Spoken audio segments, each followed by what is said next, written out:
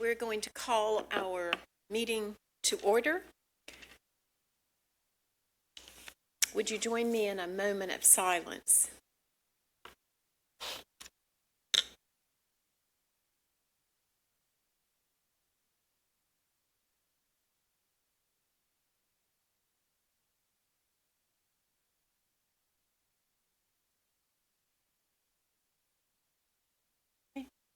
Will you join me in the Pledge of Allegiance? I pledge allegiance to the flag of the United States of America, to the republic which stands one nation, God, indivisible, with liberty and justice for all.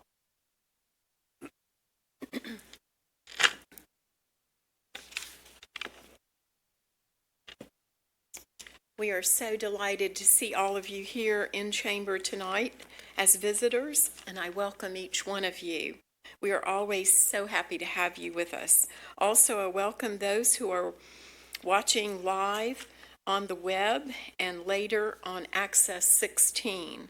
We follow a written agenda, and copies are available on the table in the front over here, and also on our website at salisburync.gov. City Council meetings are broadcast on Access 16, our local government TV station. And Hotwire 394. And Hotwire 394. Which is where we'd rather you watch it. Yes, and please go there, Hotwire 394. Meeting air times are posted on the station's website, access16.tv, and Hotwire 396. You can also watch current and past city meetings on demand from the city's website, salisburync.gov/videos. Before we adopt our agenda, I would like to update council and our visitors, both here and online, that we do have changes to the agenda today. We're going to add a proclamation for African American History Month, which is the month of February.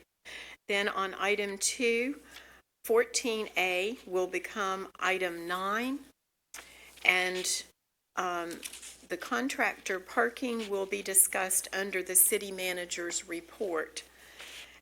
A closed session will be added before adjournment, and we'll do that at the end of our meeting. So, do I have a motion from council to accept these changes to the consent agenda? So moved. Thank you.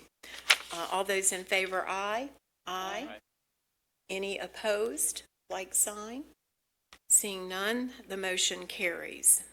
Under the consent agenda, item number A, adopt minutes of the special meeting of January 21st, 2020, and the regular meeting of February 4th, 2020.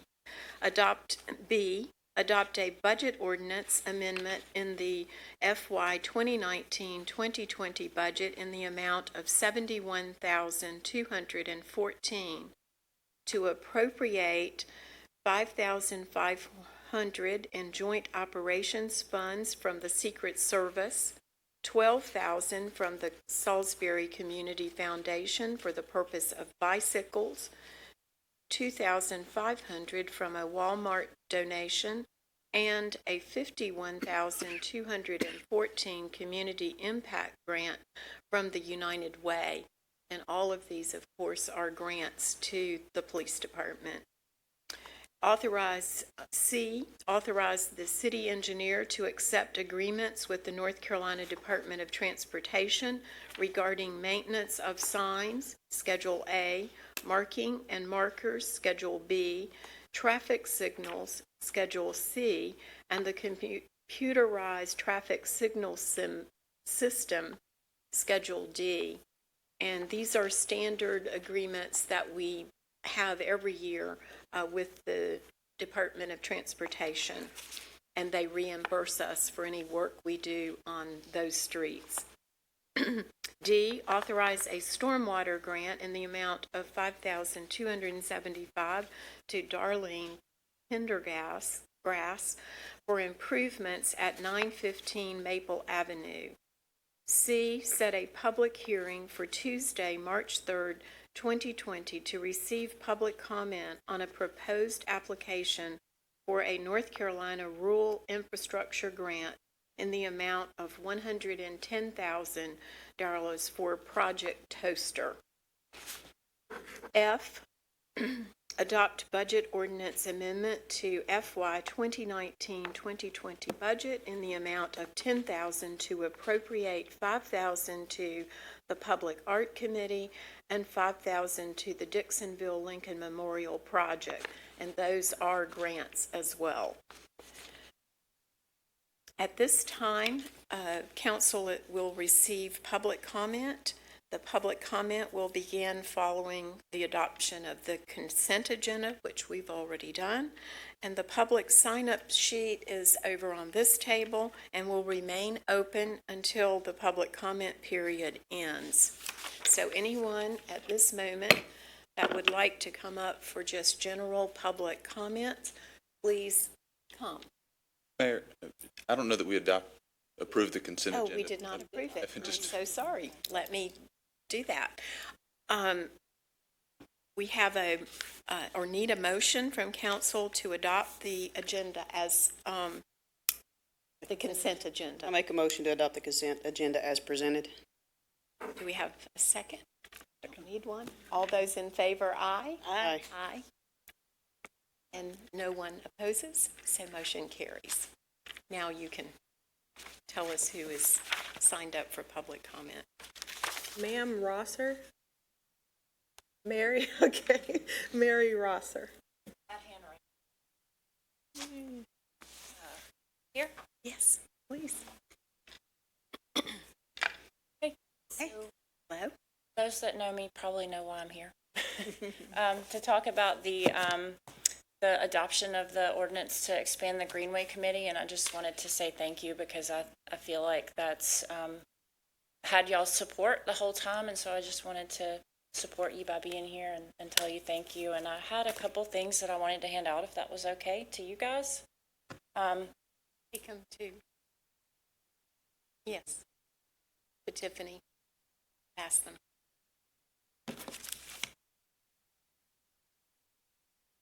Right, guy. Hey. This is just one printout that I figured everybody could just look at. And so those are just things that I thought that as the Greenway Committee expands to include some bicycling interests and pedestrian interests, those are just guidelines that people may or may not be aware of, but as rules of the road apply to cyclists and drivers that share the road with cyclists. And then the other papers have to do with, it's an initiative called Vision Zero. I don't know if you guys are aware of that. Different communities around the country have adopted this Vision Zero agenda. And in North Carolina, the only two cities that have done that are Charlotte and I believe Raleigh or Durham, one of those.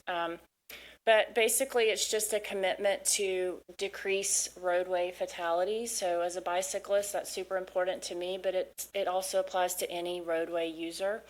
And so just being recognized as a city that supports Vision Zero or is working towards Vision Zero, it puts you on the map and it makes us look like a very progressive and we're on the right track kind of city. And I would just encourage y'all to explore that a little bit. And as that Greenway Committee does expand, hopefully that'll be something that we can focus on as well there. But We will get copies to each one of council members. sure, So they'll- yeah, and I'd hope to have a young man with me. He was on a news program recently. He's a 19-year-old that lives in Mooresville, and he got hit while he was training. He's trying to be a professional cyclist and was set to go to Europe.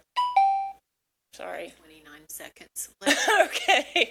Anyway, I actually ran into him while I was in Mooresville the other day, and he's recovering from injuries that were sustained in that accident. And one of his big pushes was for Vision Zero. And I said, well, I'm going to do what I can. So here I am, and there's my time.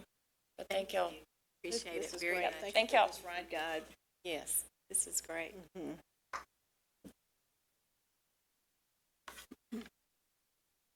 There's no one else, Mayor. No one else? Anyone? Okay, we have someone here.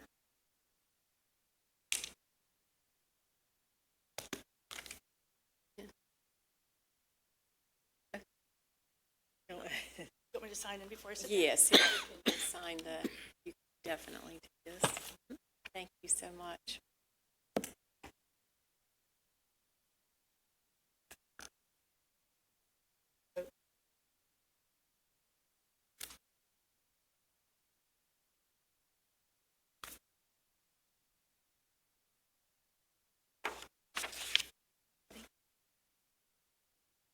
Karen knows me as the sidewalk lady, sidewalk do. chalk lady. How are you? Good, how are you? What's your name? Pardon me? What's your name again? Patty Fote. I'm a nurse at the VA. Some nurses and I at the VA have come up with a product, a new business for Salisbury, and it's natural hand sanitizer. And I wanted to just let you know about that. I'm not trying to sell anything, but I brought you gifts. And I wanted to also let you know that we would like to, as the Tickety Boo Natural Hand Sanitizer, we would like to be involved with the Cheerwine Festival in the Sidewalk Chalk area. We would like to have businesses, individuals, companies, whoever, make art in front of their business, and then we will judge them, and the art will be pictured and put on the Cheerwine Festival Facebook site, so we don't have to go all over the city looking at the art. And then we will give out trophies, first, second, third trophies. And we would like to propose that to you, and I have a little letter about it. Now, you would actually do that through the Parks and Recs department? Okay. So you would get with them and Get with them. they'll let you know what the cost is to be a vendor, or not a vendor. Not vending, but or just, they may have yeah. opportunities for someone who's doing a public project like Right. you are. Okay. And so, but that would be through, I don't see Nick, Nick, is that who should she specifically? Okay, so if you will talk to Nick, I sure will. that would be great. I will. Thank you. Hey, did you have anything else? Because you still have time. Oh, I don't want to. No. Okay, all right. I don't wanna Thank bore you so much. And welcome. she does great work. She did a project with the kids. Those are for whoever. Those are for whoever. And these stand up to count. But thank you. Thank you so much. Okay, anyone else want to speak? Okay, seeing no one, I will close the public comment, and we will move forward. Actually, we have a couple of other additions to the regular agenda. I have a proclamation for the African American History Month, and then item 14A will become item 9. The contractor parking will be discussed under the city manager's report, and a closed session will be added. And I think I went over that before, but just so we again know that those changes are coming. We will move to number 8. We would, at this time, council is to hold a public hearing and consider adopting an ordinance designating the Grubb Sigmund Weisinger home located at 213 South McCoy Road as a local historic landmark. And the presenter is Senior Planner Catherine Garner. Thank you, Catherine. Thank you, Mayor and Council. Good evening on behalf of the Historic Preservation Commission. I'm here tonight with a proposal for the adoption of an ordinance designating the Grubb Sigmund Weisiger House at 213 South McCoy Road as a local historic landmark. Since it's been a while since we've done one of these, just a quick overview of the local historic landmarks program. It is authorized in the state statutes for municipalities to designate local historic districts and landmarks. Landmarks are buildings, structures, sites, areas, or objects deemed by the local preservation to be of special significance in terms of their historical, prehistorical, architectural, or cultural importance, and also that retain integrity. There are several areas that landmarks are expected to have integrity of, including design, setting, workmanship, materials, feeling, and/or association. All of this is laid out in the state statutes. There are some consequences of designation. Property owners are eligible to apply for an annual 50% property tax deferral as long as the property's important historical features are maintained. That's done by the property owner through Rowan County. And the property also becomes protected under the Historic District Design Guidelines. And any changes that are made to any portion of the property that is landmarked requires the certificate of appropriateness prior to work beginning. So tonight's request is about the Grubb Sigmund Weisiger House. It's a Queen Anne style farmhouse that is unique in a colonial revival style new suburban small estate residential area developed by the Salisbury Development Corporation. Karen Lillyboyer is the applicant on behalf of the property owners, and the property owners and Karen are here tonight. This was part of her report, and she can speak more to that in a moment. She has her own presentation as well. The Salisbury Historic Preservation Commission heard the proposal at their meeting last Thursday night on the 13th, and they voted 4 to 1 to 1 to determine that the proposed landmark meets all of the criteria of the special significance and integrity as set forth in the general statutes. So the property in its entirety is outlined in this salmon color.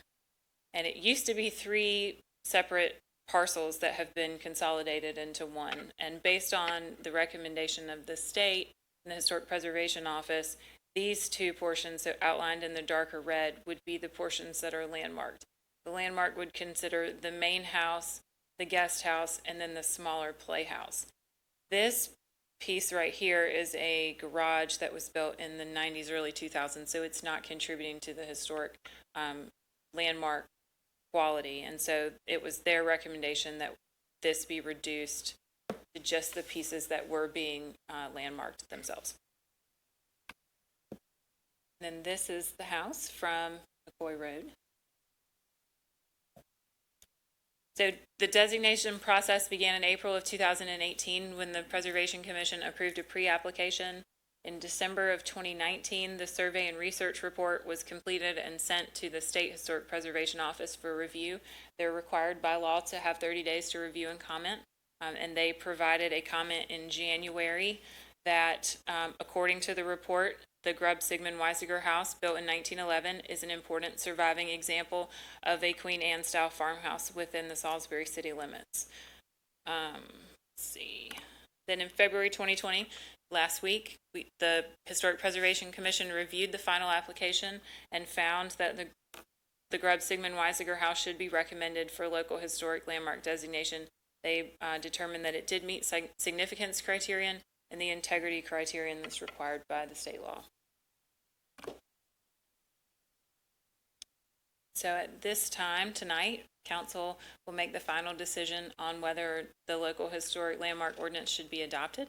As it states on the screen, you can adopt as proposed or make any amendments or reject the proposed ordinance, but far be it from me to tell you what to do. So that's all I have, but I know the applicant and the property owners are here as well. Please come up. Good evening. My name is Karen Lillyboyer, and I will be speaking tonight on behalf of the owners of the house, Roy and Norman Campbell. And needless to say, I think this is a very important property. Just to give you a little extra information, I'm going to ask you to tell me how to do this move. Use these. Okay, great. The property is an exceptional example of a Queen Anne style farmhouse, and from the time that it was built in 1910 to 2020, the architectural integrity of the house has been maintained rather amazingly. In 1910, the Salisbury Post reported that Henry Clay Grubb had built a beautiful farmhouse for his farm manager out in the southwest portion of Rowan County, and the home was considered to be large and more elaborate than the average farmhouse. But no one was very surprised by that because Mr. Grubb was kind of notorious for doing things in a big way, and most folks knew Mr. Grubb's name because he was the owner of one of Salisbury's largest distilleries. But he was also known because in 1905 he had been tried for the murder of his brother-in-law. So Mr. Grubb was a rather notorious fellow. In addition to building this beautiful farmhouse out in the southwest section of Rowan County, he was also responsible for building the building that we now refer to as the Plaza, which is was at the time when it was built in 1914 the tallest steel structure in North Carolina, and we now call it the Plaza. After Henry's untimely death, he was actually murdered by his wife, the family began to sell off the property, and in 1920, the Salisbury Development Company bought most of the farmland with the intention of creating Salisbury's first residential park of small estates. Many of the large original homes in the development can be seen still on Wilshire Boulevard and on West Colonial Drive. Mr. Sigmund, a principal in the company, and the land agent was so taken with the Grubb house that he decided to make it the centerpiece of the new Milford Hills development. He rotated the house 45 degrees, did not move it, just rotated it, so that it would face McCoy Road because that was one of the main entrances into the new small estate residential area. And he adapted the house to fit his family's needs. And one of the most cherishable things that he did was to build a little dollhouse for his daughter, playhouse. By 1930, the Salisbury Development Corporation was in bankruptcy, and that's when Mr. Whittaker purchased the property at auction. He made some interior changes to fit his family's needs, but like Mr. Sigmund, he made minimal exterior changes to the property. Mr. Whittaker took the old servants' quarters and refurbished that and rebuilt it and turned it into a guest house. The guest house is a rectangular building with entrances at both ends, and it retains the original 1930s slate roof. After, you can see the chain of ownership after the Westakers. The Westakers lived in the house until 1973, and then they sold it to Sonny Allen. And Sonny Allen lived there for a while, and then in the early 1990s, it was briefly owned by two folks, first by Frederick Lehman and then by Richard Mickelson. The Campbells, who are the current owners, purchased the house in 1995, and what you're seeing there is the front elevation, which has had a beautiful brick walkway built in front of the house, adjacent to McCoy Road, and large English boxwoods. The significance of this property as a Salisbury landmark is as follows. The architectural significance of the Grubb Sigmund Whittaker House reflects three important periods in its history and is associated with the house as an important surviving example of an elaborate late Victorian Queen Anne style farmhouse in Rowan County, and as such, it is an anomaly for the city of Salisbury. The landmark designation is requested for the main house, the playhouse, and the guest house. The house and the surrounding grounds became the centerpiece of the Salisbury small suburban estate-making efforts in the 1920s and 1930s, and therefore contributes to the social history of Salisbury and Rowan County. The Grubb Sigmund Whittaker House was recognized by the National Register of Historic Places in 1999. There you can see it on the tax map again, but we're only asking for a designation for parcels 168, 169. We thank you very much for your consideration and hope that the Grubb Sigmund Whittaker House will be the next designated Salisbury landmark. Thank you. Thank you. Council? And if I'll answer any questions if you have any. Would you stay so that if Sure. any council person has a question? If you have a question? I'm just always excited to see these come forward. Well, you know, if you've ever driven around in that area of Salisbury, it's really rather amazing. You see beautiful, large homes that were built in the late 1920s, and then you see this gorgeous farmhouse, and it jumps out at you because it's so different from everything else. One thing that I discovered when I was doing the research that I thought was very interesting was that the Salisbury Development Corporation originally meant for that area to be the Salisbury Country Club area.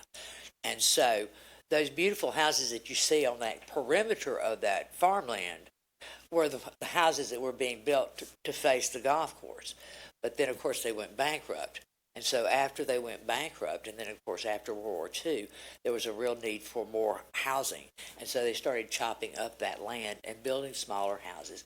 It's a variety of houses there that range from, obviously, from 1910 right up to 2020. So it's an interesting neighborhood.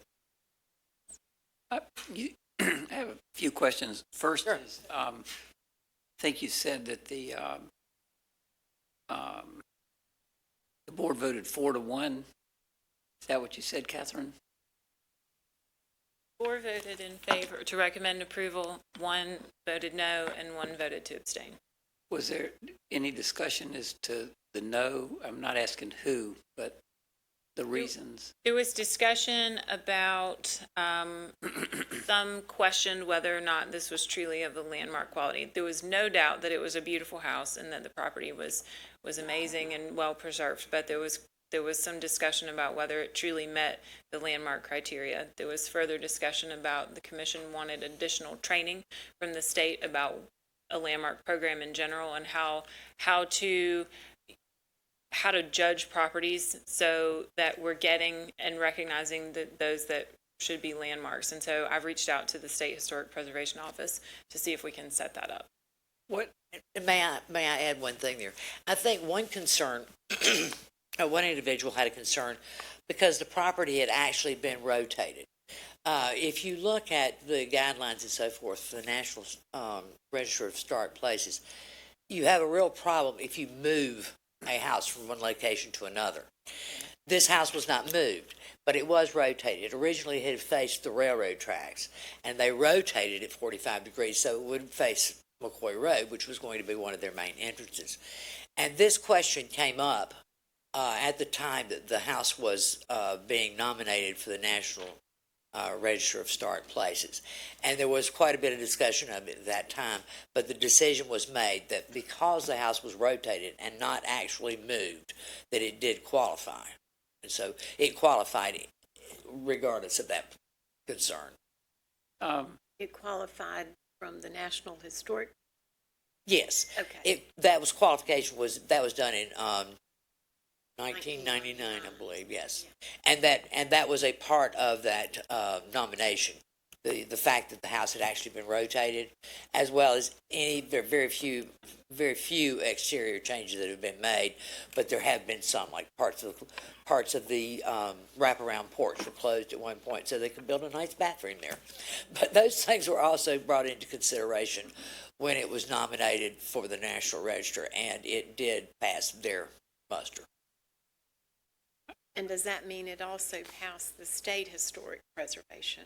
Well, yes, because actually the way that houses are nominated for the National Historic Register is the nominations go to the state. First. The state makes the decision, and then they recommend it to the National State Parks.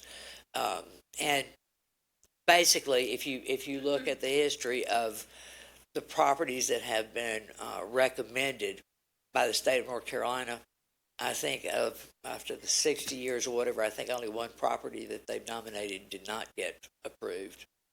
So that's a pretty good record.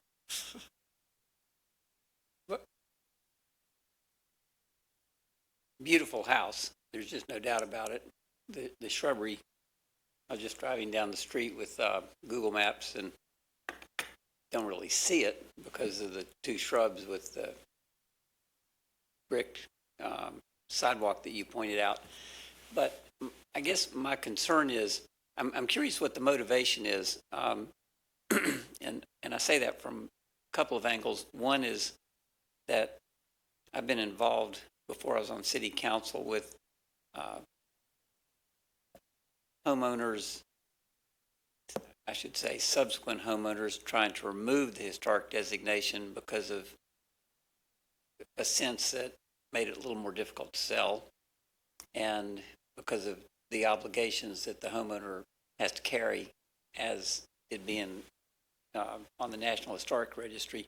I mean, in a few years, like in 4 years, the National Historic Preservation Act, or whatever it's called, will be 50 years old itself, because it was passed in 1974.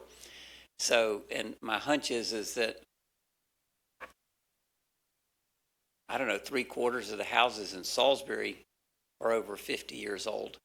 And so I've always thought of our historic houses as being in districts, in areas that were where, entire streets or neighborhoods or parcels of houses,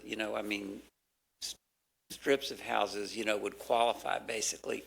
It's one house in the middle of fairly large, Milford Hills must have several hundred homes in it, if not more.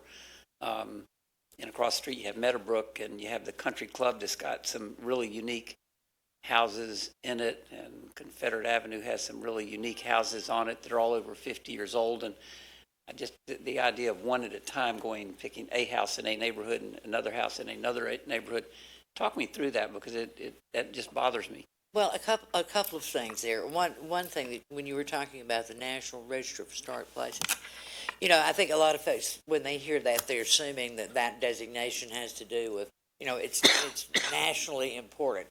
Well, that's not really true. They do regional and they do local, and so many of the houses that are recognized in Salisbury as being a part of that elite group most of them are local. But they're looking at more than, it's not just the age of the house. In order for a house to qualify, it has to fall under several criteria. One criteria can be that it's architecturally significant and different from anything else that's in their area. And with the example of this house, for instance, we've got a lot of Queen Anne houses in Salisbury, but we don't have many Queen Anne farmhouses, and that's the difference. The other thing, it also has to, it can be strictly for architectural reasons, but it can also be for cultural reasons. It can be because of a particular person who lived there or whatever. And those things all go into the determination for a National Register recognition. One of the things that we do know, though, about having a property that's on that list is that there's really no teeth in that nomination. It's great. You can put up a sign out in front of your house, that's great. But when it comes to protecting that piece of property, there's no real protection there. And this was explained to me very well by Ann Sparrow, who was over the state office for many years. And she said, it's much more important, if you really want to preserve a piece of property, get it designated by your local officials, because then you have some teeth in it. You have the tax benefit for one thing, but you also have the right to demand that things be taken care of the way they're supposed to be.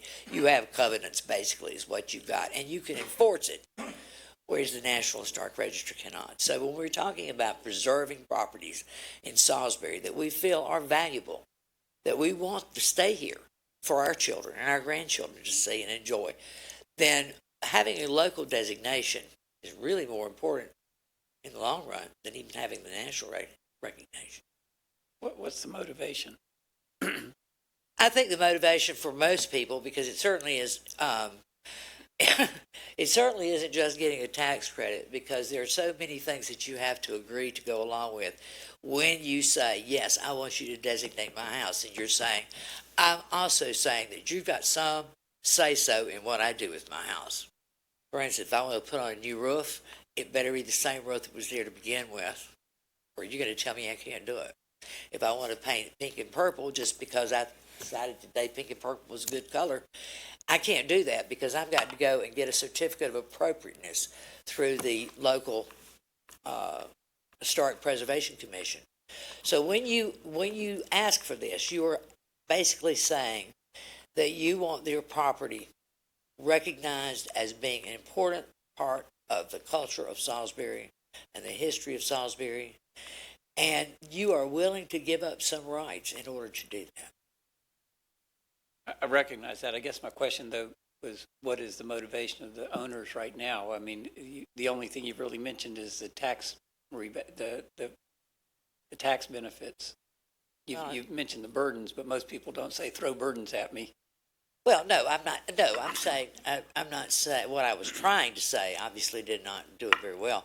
What I was trying to say was that the owners of this property want to see it preserved. They do not want it to be, nobody lives forever. They don't want that piece of property torn down and destroyed.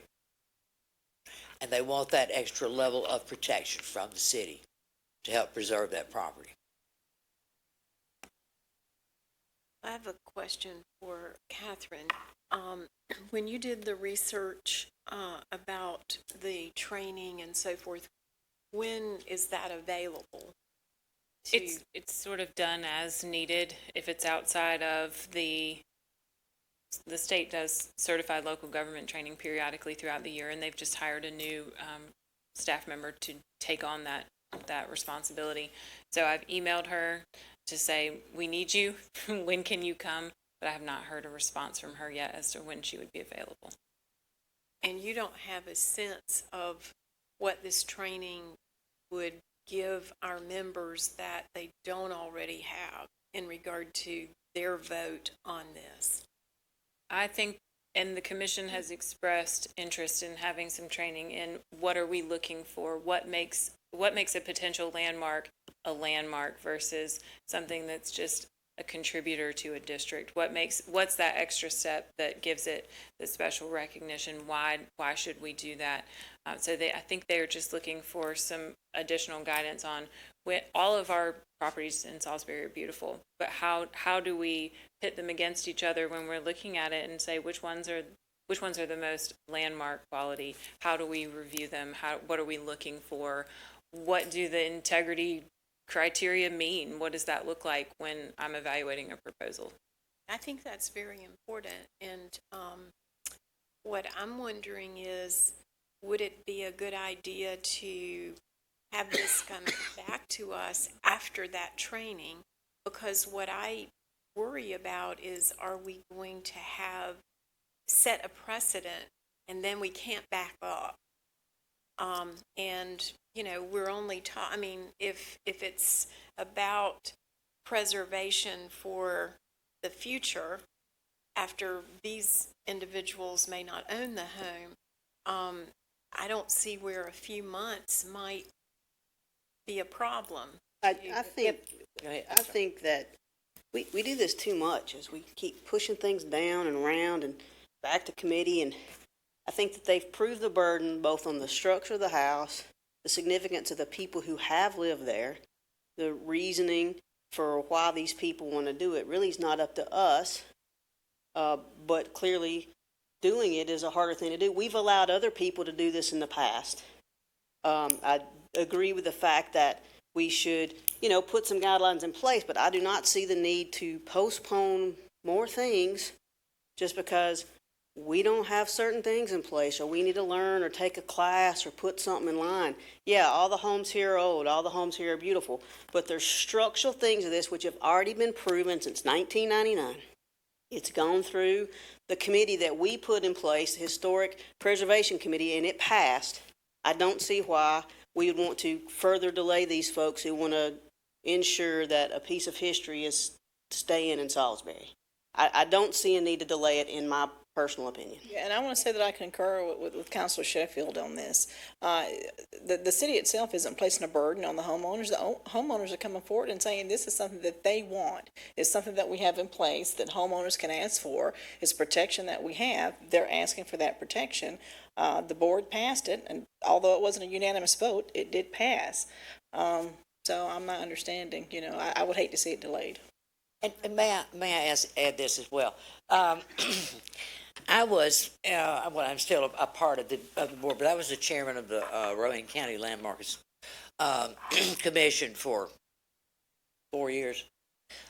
We had a number of workshops with the state, had them come in, because we wanted to learn specifically how to go about creating these reports that make a legal argument for designating a property as a specific landmark, and it is a legal document, basically. One of the things that we learned when we were in the process of doing that is that as long as a piece of property has been designated by the National Register within the last, 20 years, that they are going to accept that. The only difference is that you can't just hand them your National Register document and say, here it is, put a rubber stamp on it. You don't have to do that. You have to go back and put that same information, but in a format that the state's requiring.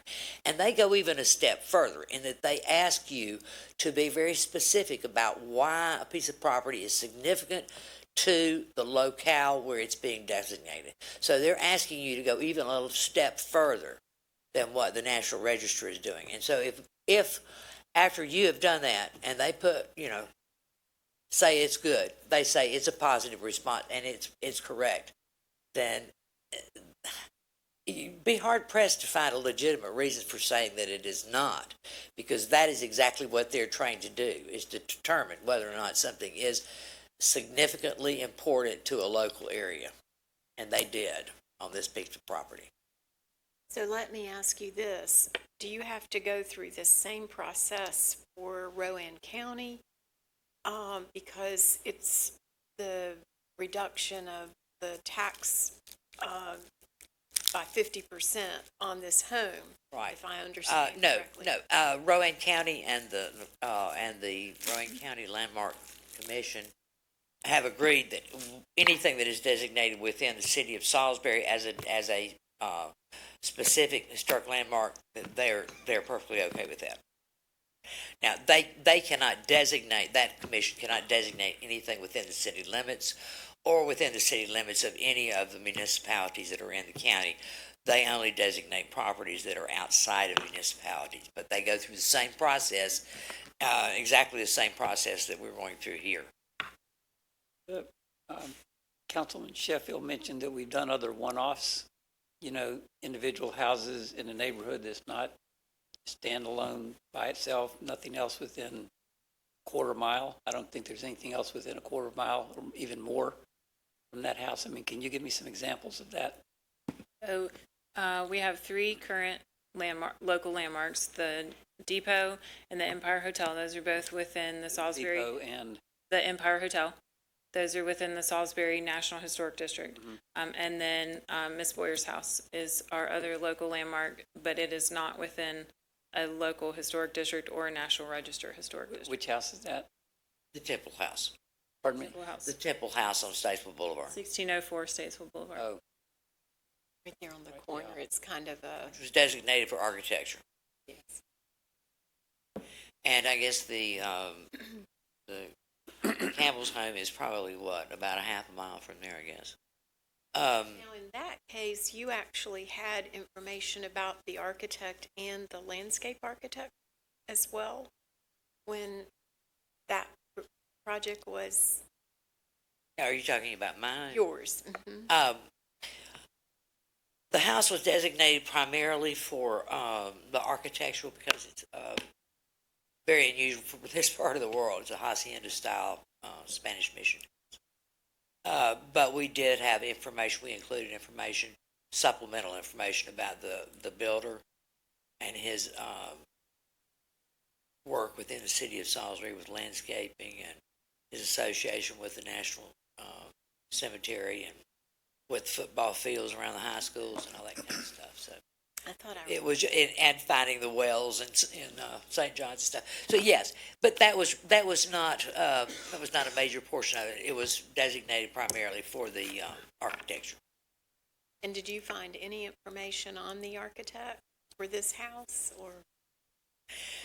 No, to my knowledge, we don't have the name of the architect. I don't think that there probably was not one. I'm sure it was just a site-built, stick-built house. That was very late Victorian Queen Anne style, was considered to be quite elegant, and I think that Mr. Grubb just wanted to show off a little bit with that farmhouse. A lot of those were actually Sears Roebuck parts houses. Yeah, there were certainly some of those. Because we Not have- this size. We have some in the district, actually. This is a little bit bigger than that. I think, what is it, about 10,000 square feet? Yeah, about 10,000 square feet, so a little bigger than a Sears Roebuck house. Okay, council, any other questions? So, I know, sort of like your idea of, I know that Councilman Sheffield and Mayor Pro Tem don't like the idea of deferring the decision until we have some kind of policy on this kind of a thing, or been through the training. I'm kind of in that camp, however. I don't want to say no, if it's an up or down vote, but I think I'm troubled by one house in the middle of a neighborhood making applications, because all the houses in that neighborhood, like I said, probably 80% of the houses, if not more of the houses in Salisbury are, 50 years old.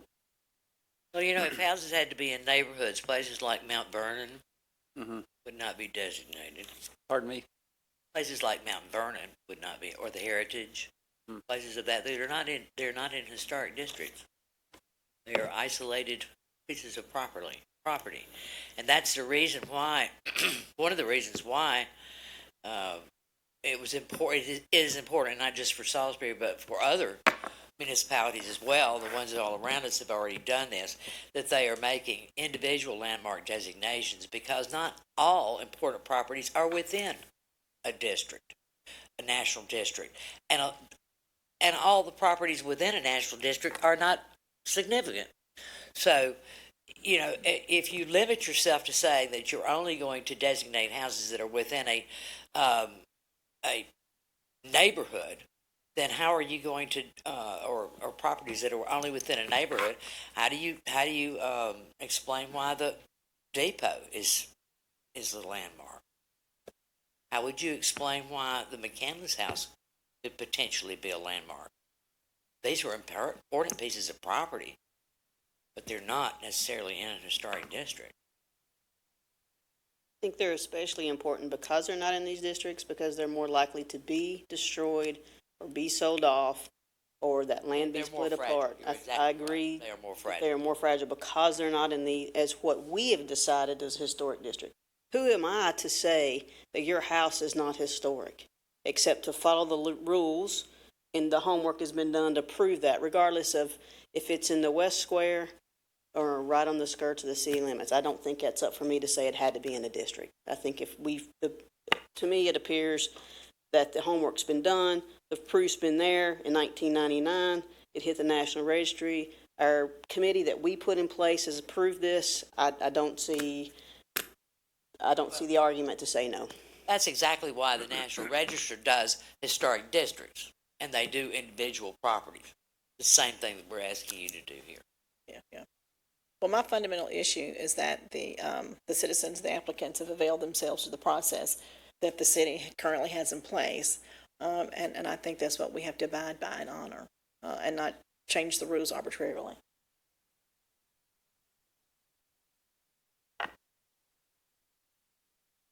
do I hear a motion? I think we need to To hold the public have the hearing. public hearing first. Excuse me. Thank you very much. No, Thank you. thank you. So I will now open public hearing. Anyone who would like to speak in favor or in opposition to this, please come forward at this time.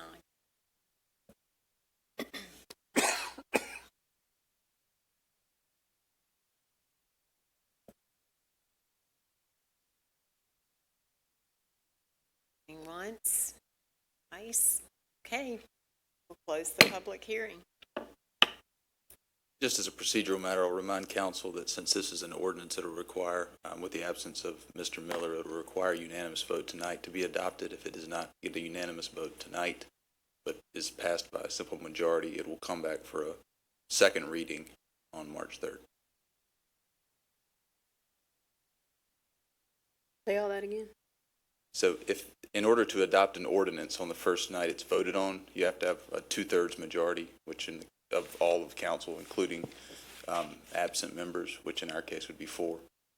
So we have to have a 4/5 vote on the first night that an ordinance is voted on. If it doesn't get that, but still gets a simple majority, it doesn't mean it fails. It just has to come back for a second reading. That's the way the voting requirements work for cities.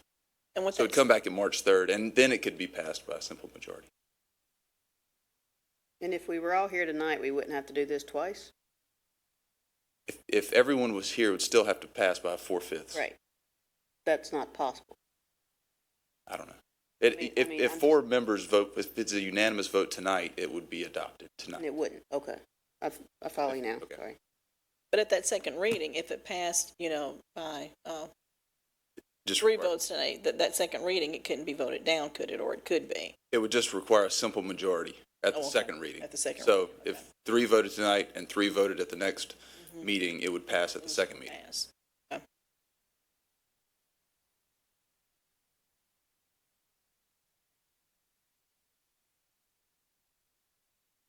Do I hear a vote or? I make a motion to adopt an ordinance designating the Grub Sigmund Weiser House located at 213 South McCoy Road in Salisbury, North Carolina as a local historic landmark. I think after motion, you can have discussion, so. Yeah. I'm going to vote no, not because I oppose it. I want to drive through that neighborhood again. I'm fairly familiar with it. I understand. I think that Councilman Sheffield and Mayor Pro Tem make, very strong arguments about we followed the procedure, but as I understood it, that we were uncertain about the procedure, which was the reason that we're asking the state to help us develop a procedure. So I want to learn a little bit more. And I would rather, all of us be here to vote on this if we're going to change an ordinance. So for that reason, for right now, my vote will be no. Well, I want to make sure that while we are asking for help to develop a procedure, then we should not allow applicants to go through the process if there's a question about a process that's in place. So evidently, we're still using this process, so it's the process that we have. So it just seems unfair to ask citizens who are going through the process that is in place, that is being used, that has been approved and not changed, to have to wait for outside help to say, okay, well, let's make some changes now and then come back for a decision. It's just arbitrary.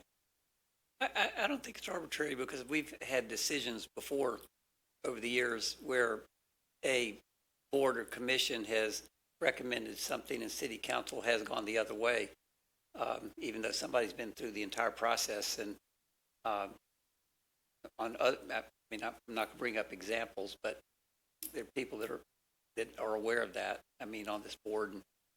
And so I don't think we have to rubber stamp what comes out of a committee necessarily.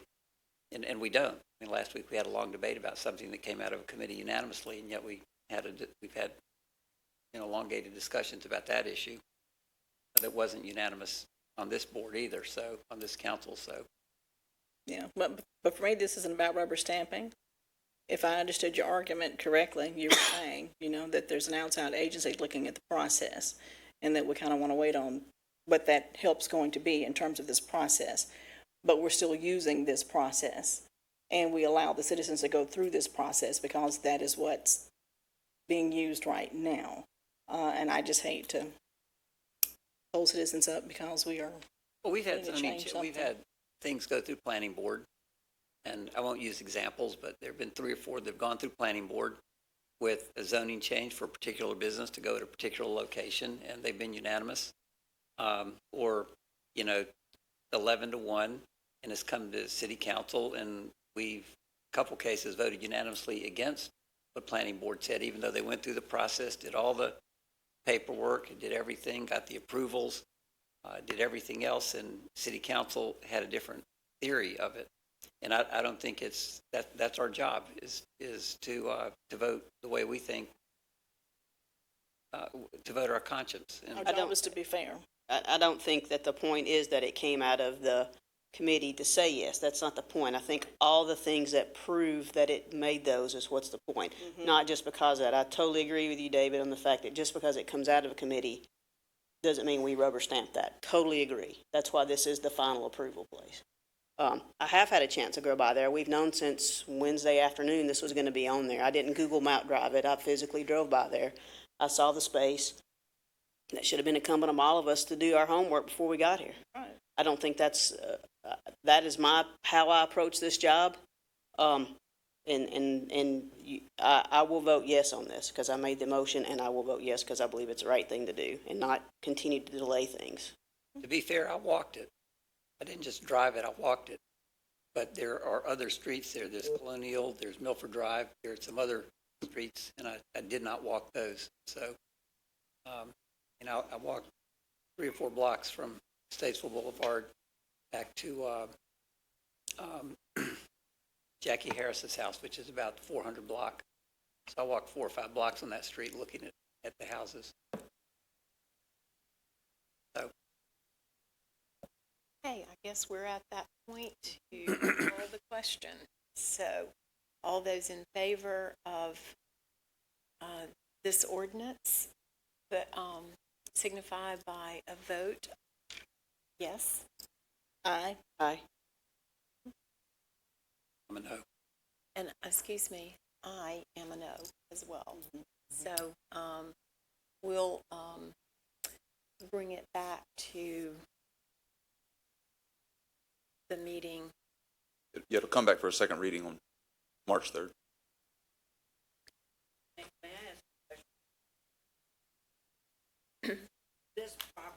Can you come up to the, thank you. It's just we want you on the mic.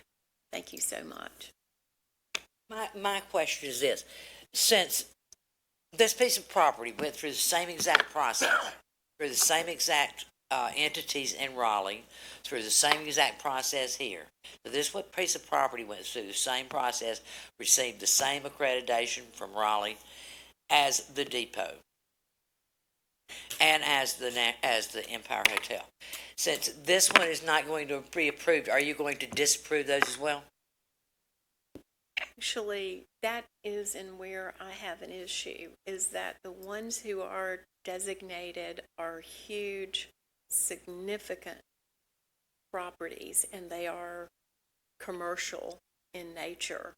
And what I'm concerned about is if we don't have a clear local guideline that says, not just because somebody is, I mean, this fellow that you're talking about that did it and then the first owners, I mean, I personally wouldn't consider that to be significant in terms of... We didn't say that was significant. We said the architecture of the property was significant, and the fact its association with the Salisbury Development Company is significant and culturally significant, and that was agreed to by the state. So you're talking about going back and having the training and so forth. Mm-hmm. But the training basically is to just answer questions that people have about the intricacies of the process, because the process is very clear. All you have to do is go to the state website and go into the documentation there and the outline and the guidelines they have for local designations of properties.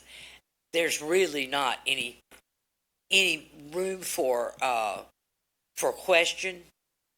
I guess some municipalities can choose to designate properties that have not been approved by the state, but there are very few out there that have. But once the state has approved it, there's really not, unless you just want to say, well, I don't think those people in Raleigh have enough sense to figure out what's important for Salisbury, or they don't know how to decide whether or not something's significant. But that, so there's, if you look at the documents that have to be done, it's pretty clear. There's really not a lot of room for argument. I would say that or at least for me, it isn't just about the landmark designation. It's also about the fact that it's 50% of the tax rate. And if we're not very careful, there are significant and more significant properties in this city that are already in the designated historic districts, that you're talking about 50% here, 50% there, 50% there. It's a huge amount to a city budget. It doesn't take very long. I understand that, but So- since this ordinance to make it possible to do a local designation has been passed, and that's been over a year ago, a year and a half ago, 2 years ago, how many applicants have you had? You're looking at the fourth applicant. So it's not like everybody's rushing to do this, because folks that are interested, once they take a look at what the requirements are, and if they don't already have or some paperwork in place from, for instance, the National Register, they haven't already been through that, then they're probably not going to pursue this because they know that they can't meet the guidelines that Raleigh expects. Well, I think that I'm not saying forever no. I'm just saying that I would like for us to have a process in place because it is another residence. And you did yours and brought that forward, and it's very close to the same area, that we end up with an avalanche of them. And to your point, and you're very right, there's only been 4. So, right. And I want to make sure I understand, because you're talking about process. So there's not a process? No, there is a process. And So the there is a process. The process is outlined by the state. In the general statutes, it says you will do this, and then you will do that, and then finally this will happen. So that's the process, and it's the same for everybody. What the issue has been, as I see it partially, is that the program was started under a previous staff member. So what training happened then, I'm not sure of, and my commission has expressed to me that they want more training in how to evaluate these proposals and how to pick the best of the best to be the landmarks to put forth to you. They recognize that you're depending on them to vet the properties that are coming forward so that you are seeing the best of the best. And so they have expressed to me that they would like more training in that. I would like more training in that so that I can help them better do that. And so we have some procedural things to clean up in our ordinance and in our guidelines so that we can make this a smoother process. And so some of it is just sort of timing and transition of staff. But I think there is additional work that we can do so that Salisbury can continue being the leader in preservation that we are. Okay. So And then we I do would- have a process. There are just some questions about the procedure. And the whole board that voted on this, were they all concerned about their training and felt like they couldn't make a good decision about this property? I don't know how, some probably felt that they had enough information. I know several of them have expressed to me at the meeting, expressed in the meeting, and then have called me afterwards to say, I think we need some more training on this. I think we need to know more so we're more comfortable. But they still even felt comfortable passing this, though, okay, and But approving. there was also another piece of property that was discussed that night as well. And this was a piece of property that is within a Salisbury Historic District, designated historic district, but the house does not have national recognition. And so they were looking at that as well, to say, here's a house. It's a little easier when you've already got that National Register documentation in place. That gives you a background. But when you start looking at properties that do not have that designation, then you absolutely have to start having some more training to understand exactly whether or not they've met that goalpost that they need to meet. And I've certainly done that sort of thing with county properties that were not nationally registered. To clarify on the other property that you mentioned, it is a contributing member to the district. It's not individually listed like this one is, but it is on the National Register. It is as a contributing property to the district, but not as an individual property. Just as with the Empire Hotel, it was a part of it was a contributing member of the downtown district, but it was not individually recognized and had to be individually Simply recognized. Because that it had never been, that had not gone through that process. That's right, and that's The other probably true of the house that was being discussed the other night, but nevertheless, it's there.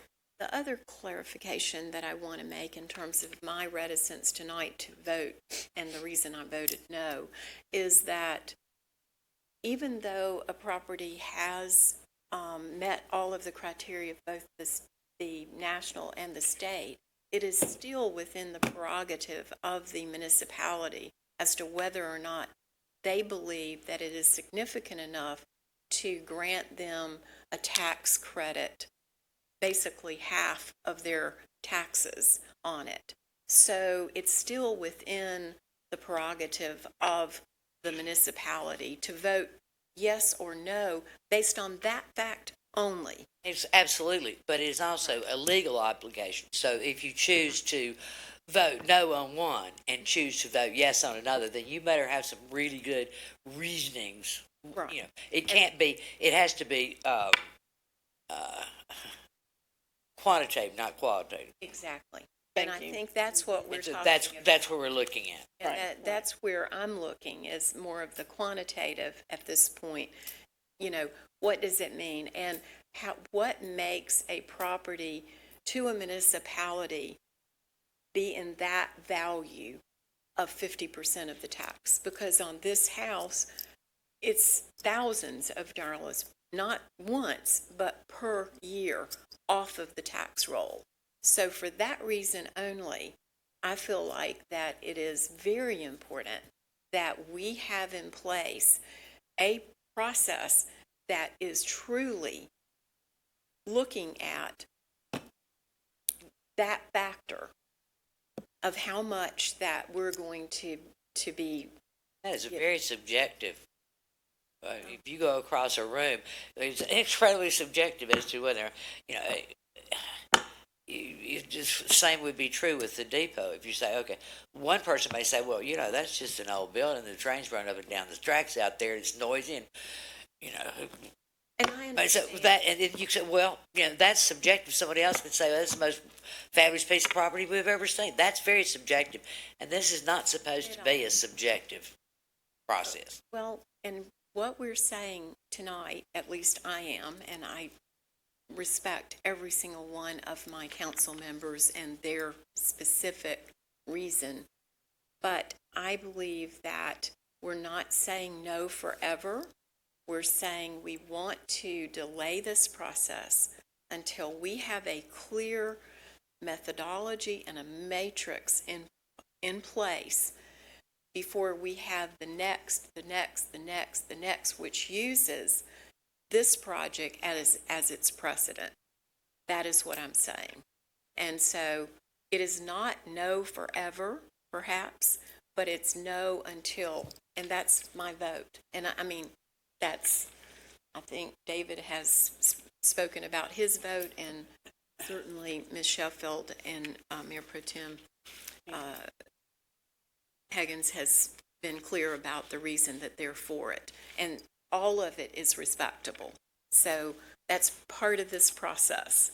So, I'll ask that Graham forward us copies of their North Carolina general statutes. I mean, this is 168-400.5 and 400.6, and it has a prescription as to what the local ordinance has to say, and it talks about inventories, you know, and things like that. And so would you forward us, please, a copy of the local ordinance that we've adopted apparently previously that is supposed to comply with this 168-400.5 and 6?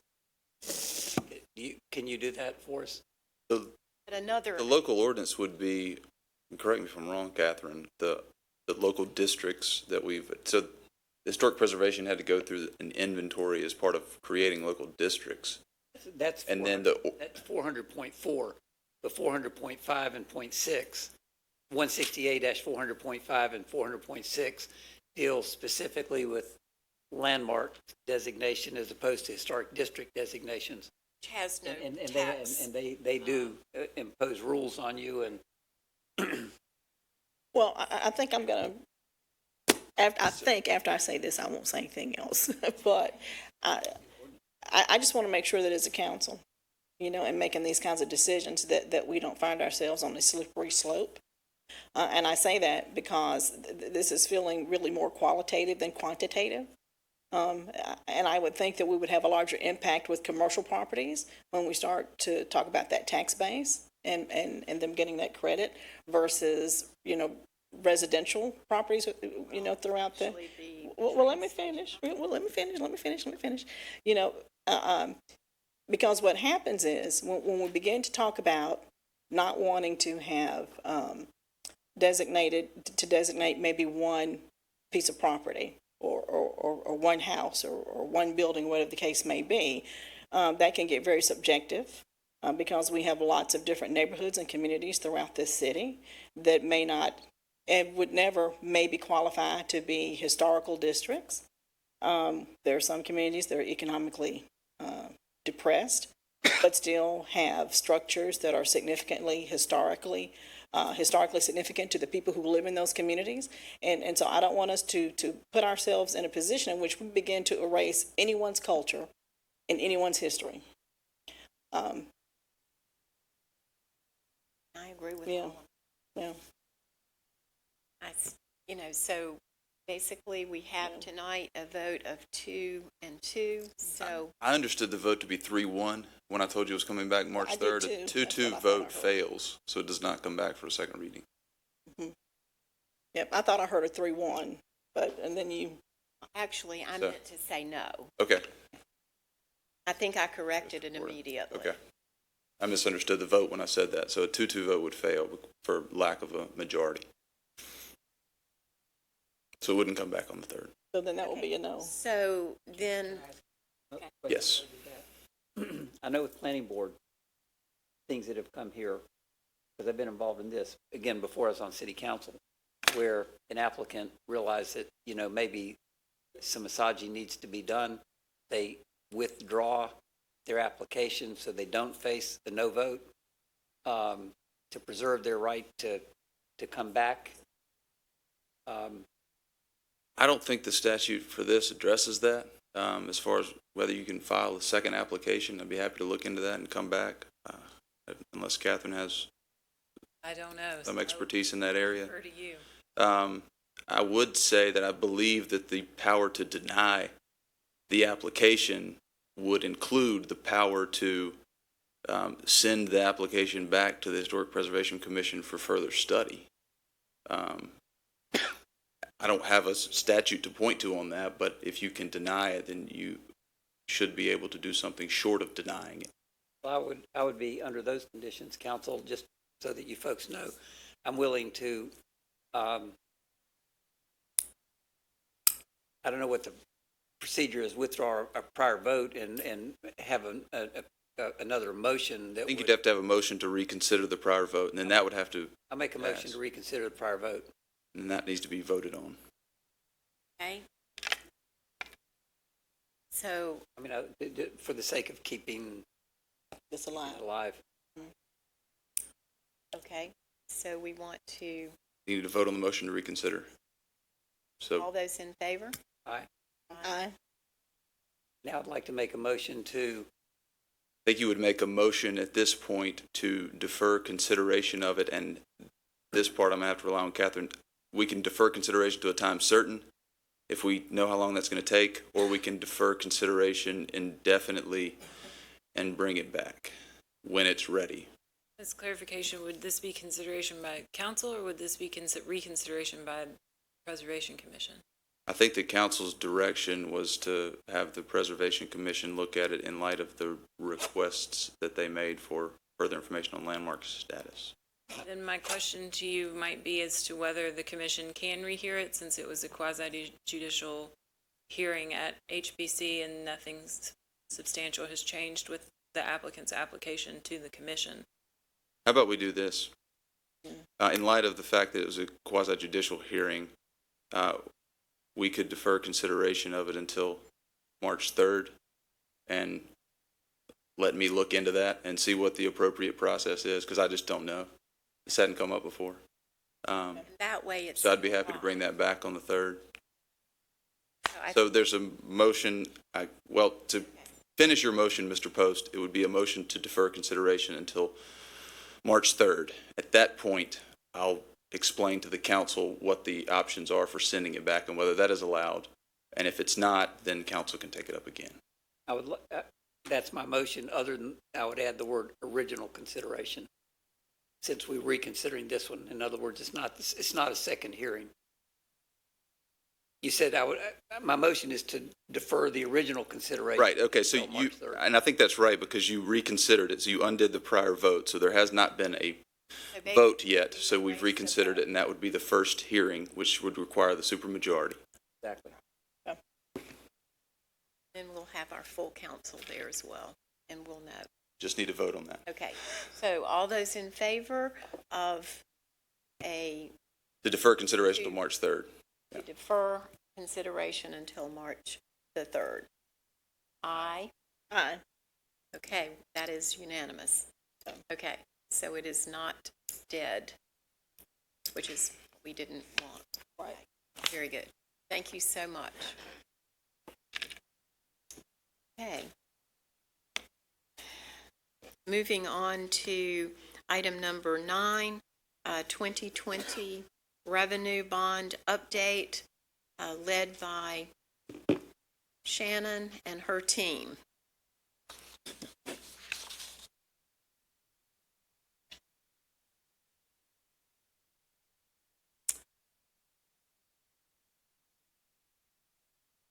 And Shannon, if you would introduce your team, and who all's going to, and if you're going to speak, yes, you need to come up. Thank you, so that we can hear you. Hey, Shannon? We're here tonight to discuss the 2020 revenue bond updates for the utilities capital projects. And I'm joined by Chad Cowan with Hilltop Securities, which is our financial advisor for this bond issue. And Jason's going to start the majority of the presentation at the beginning. And we have Jim Beamer, the director. Good evening. So we're not asking for any action from council tonight, so we're going to give you an update on kind of where we are. And then at our next meeting on March 3rd, we will be asking you to take some action with a couple of recommendations of awards for construction projects. Briefly tonight, we'll be talking about our Grants Creek wastewater treatment train improvements, as well as give you a kind of a timely update on some flooding that occurred recently with recent storm events. Update you on our water treatment plant improvements project. Then Shannon will get into our revenue bond update, as well as kind of where our water sewer fund debt service is. So back in 2016, SRU put out a request for proposals or qualifications for engineering firms to do design for some wastewater treatment improvements for our Grants Creek facility. Council authorized preliminary engineering efforts on that in 2017, and since then we've been working with them to get final design, permitting, bid documents in place. We did have bid openings for this project last month, and we will be distributing some bid tabs kind of at the end of our presentation for you to look at. This project involves 24 million gallon a day influent screening and pumping structure, as well as a 24 MGD grit removal facility. These are all new facilities, additions or upgrades to our existing facility at Grants Creek. The addition of flow equalization facilities, utilizing or reusing existing trickling filters that are no longer in service. Return activated sludge and waste activated sludge pump station to replace our screw pumps, a potable water booster pump station, as well as a side stream pump station, and then some accessories, electrical building, and then some yard pipe and hydraulic improvements as well. A big overview, this is the existing site plan of our Grants Creek facility. I don't expect you to be able to make much out of that, but it's just trying to give you an idea of our existing facilities. And so you see this is our larger of our two wastewater plants. And then if we switch to the proposed site plan, we can see some changes. I will point out, these are the two equalization tanks. So if you look at the previous, these are the trickling filters. So they're going to be repurposed. So using in that same footprint, we will now get flow equalization. So when we have wet weather flows, or we can manage our diurnal flows, so we can really dial the plant in and we get optimized treatment and process. So this is the location of our new influent pump station, and then the grit facility will be up in this location. One thing I do want to kind of zoom in on and look at, this is our existing influent pump station and headworks. And if you look at the contour lines, you'll see the 100-year flood elevation is around 644, a little over 644. So that's what the 100-year floodplain. This is 635. This line through here is kind of where we've seen some flooding recently, and I'll have some pictures to show you. But if we look at the location of the new headworks, we can look at, we're up in 646, 647, up in that area. So we're adding significant elevation change. So we're getting this up out of the floodplain, which is one of our primary goals of this project. So if we look here, so this is about the 635 line at the edge of the water, what we were just showing. So this is our existing influent pump station earlier this month, on Saturday morning, I believe, when the river crested. So you can see we've got some sandbagging in the door there, but this facility is essentially underwater, has been inundated. Here's a little higher elevation. If you see these are handrails around open top basins that are, they're just inundated, they're flooded. When is that? This was, yes, 10 days ago, Oh, wow. yes. Because we had those pictures from before where the sandbags last year.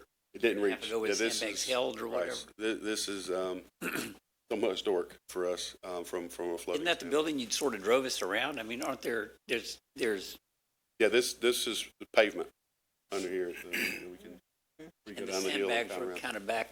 Yeah, so we've got sandbags in the door now just to try to prevent it from pouring in the door. And we did get a little bit of intrusion there, but not much. It's a little bit higher.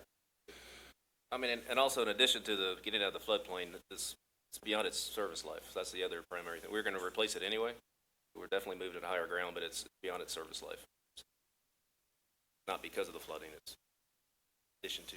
Right. So just quickly, a few more pictures. So you can see kind of where the flood line is. And this area here, this is our lower screw pump. So here's the upper screw pumps that are out. These are inundated as well. And that's what that RAS-WAS pump station will replace these and would relocate that facility as well. Just a couple more, just to kind of get you an idea. If you back up, where are you moving it uphill 12 feet, you said? Yes. So what's that to the left? We're kind of right outside the front gate now. So if you're driving into the paved road going into the plant, if you come there to the automatic gate, the new station will be just outside to your right, just in front of the I gate. mean, but it's something to the left of this photograph, I guess. Here. So existing pump stations here, Yeah. new pump stations here. Here's the road coming in. The existing gate of the plant's right here. 12 feet enough Yes. for this century? Yes. So the 100-year flood line through here. Structures are up too. Right. That's ground And level. plus we're elevated out of the ground.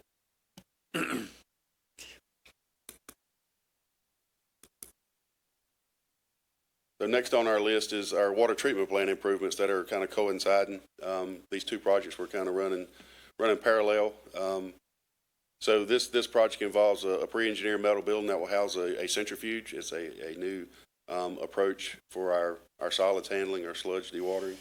We're also going to couple this up with some filter under drain replacements inside our existing treatment plant, and also add a air scour backwash system that will significantly reduce the amount of water we use to backwash and improve our backwash process. And then we've got some associated piping appurtenances and a little bit of site work as well with that. Here's the existing conditions, kind of the project area. So if you're familiar, if you're driving, so the water plant kind of sits here. If you're driving in, we have the big clear well here. This is our existing solids handling process area. And then this is where the new building will sit that will house the centrifuge. Here's some computer renderings kind of showing where this will be. This is the new facility here. This is the existing. We'll be reutilizing a lot of this existing infrastructure to support the centrifuge. So it says it's a pre-engineered metal building. We're putting a brick facade on that to tie into the existing water plant, kind of minimize the impact. So here's the active flow building, if you're familiar with that. This is the old conventional original plant. filters are housed in this area here. They'll also be making some improvements to. And here's looking at it from another angle. Here's the back side of this facility. Existing sludge handling facilities here, and we will be doing some sludge dewatering on site. And what we talked about, I think at our last meeting was, we're going to be dewatering on site here as opposed to trucking or tankering a very watery product to our Town Creek facility for dewatering. Building efficiencies into our process. Right. So Jim's going to pass out bid tabs. So we did bid both of these projects separately, separate engineering firms. So we have bid tabs that have been compiled for both of these projects. They combined engineers' estimates for both of these projects were just a little under $31 million. The wastewater project came in over budget. The water project came in under budget, but not enough to offset. So we're now around $34 million in construction costs total for both of these projects. So your project bond issue, you could not exceed 35 million. Is that set by the LGC? That's what we said in our application to the LGC. We set it at a max 30. Since you didn't have the actual bids at the time and you had to estimate. Okay. Well, we had the bids when we submitted the application. We were only seeking the construction cost in this issue. So all of the soft costs have been financed for the last couple of years, the design of the project and the construction management, and then there's some debt issuance cost as well. So we set it at 35 million, wanting to kind of keep it at that amount. So it's a reasonable payback. And that would be for a 25-year term that we're seeking for our application. And a part of this project will also refund our 2009 and 2010 bonds, which we will get some additional savings in our current existing debt cost. They're what, like 10 million? Is that what you said last? Yeah, combined, I think they're just over 10 million between the two of them, and that will not extend the maturity. Those will still mature in FY27 and FY25 respectively between those two bond issues. And one of the items that we had to do for our due diligence for the LGC was to complete a feasibility study. The city received 3 bids from prospective consulting firms to conduct the feasibility study. And that feasibility study did come back favorable, that we would not have to adversely raise our water and sewer rates to be able to pay back the debt that we're borrowing.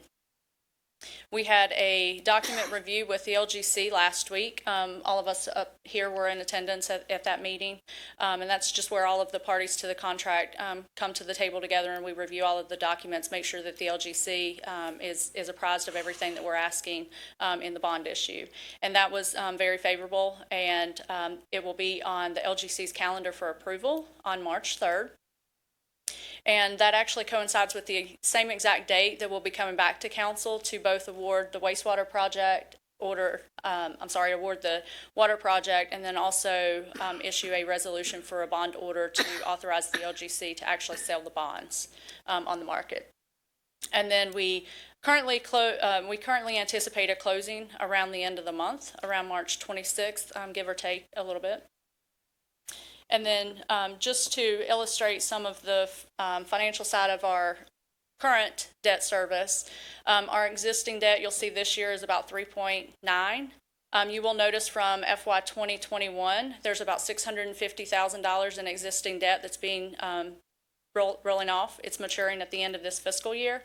So we get a little bit of a savings there. The existing debt that I have for you on here also shows that all of our current existing debt is maturing by the end of fiscal year 2028.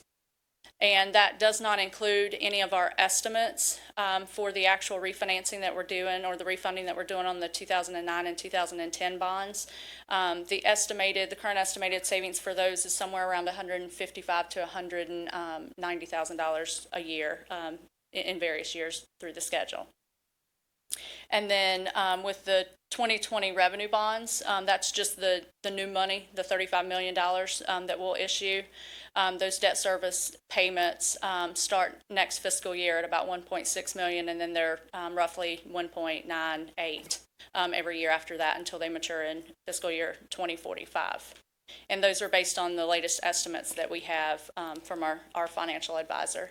One thing that you will notice on here is our debt service for FY21 between all of our existing debt and our new money comes to about 4.9.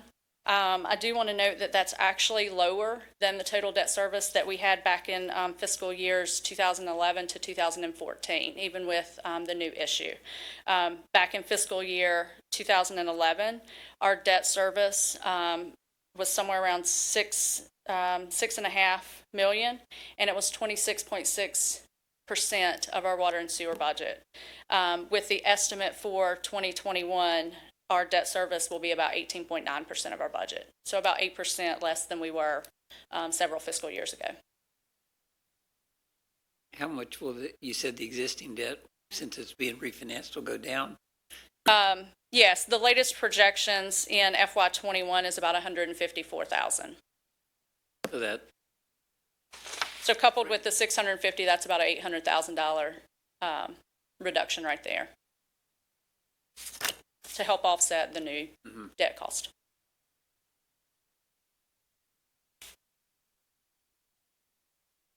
Any other comments from our financial? I'm Chad Cowan with Hilltop Securities. After hearing your team talk through the long lead times on this project, they have seemed to time it fairly well over the last several weeks and months. Rates have really come down in a way that's very favorable for the city in this endeavor. Last week, I think the U.S. Treasury had a 30-year Treasury bond auction at the lowest rate it's ever had in the history of the 30-year Treasury note.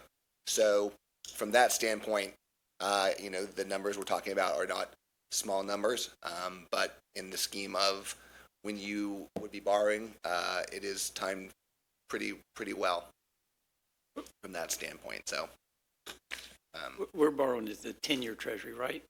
no, local governments borrow at tax exempt rates, which it's a slightly different kind of index.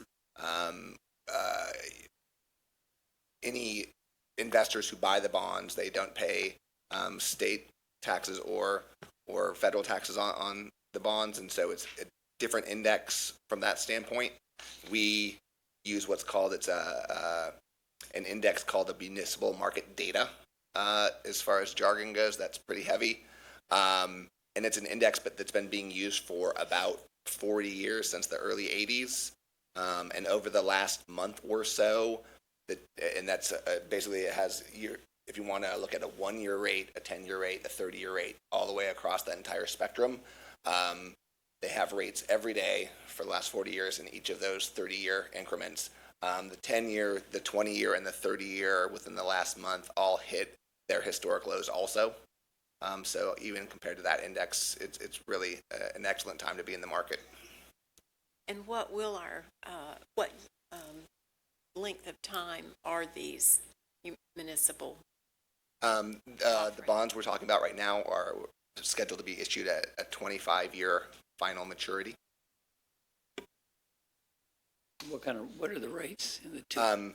The rates that I saw today, we had some updates put together and sent around a little earlier today, would have an all-in borrowing rate, which includes all of the costs related to the sale of the bonds rolled into it. We're slightly under 3% for 25 years, which is pretty attractive rate for a 30-year borrowing, or 25-year borrowing, sorry. Very good.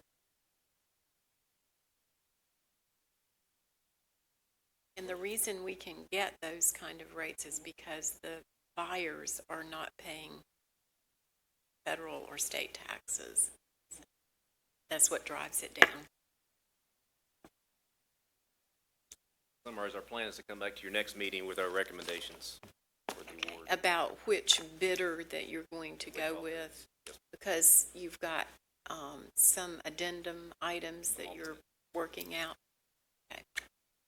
And then we'll also need approval for the bond order to authorize the LGC to sell the So bonds. you will know from the LGC before the council meeting?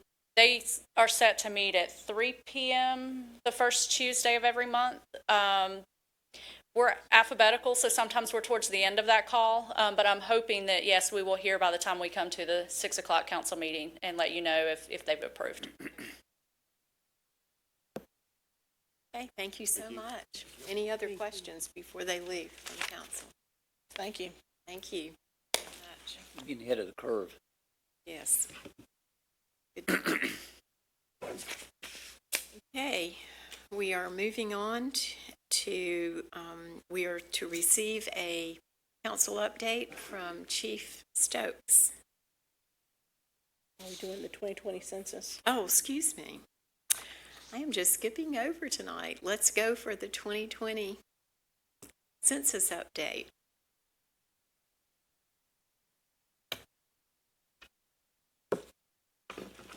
Welcome. Thank you, Madam Mayor, ladies and gentlemen of the council. I appreciate you allowing me to give a few minutes of your time to talk about the upcoming 2020 census.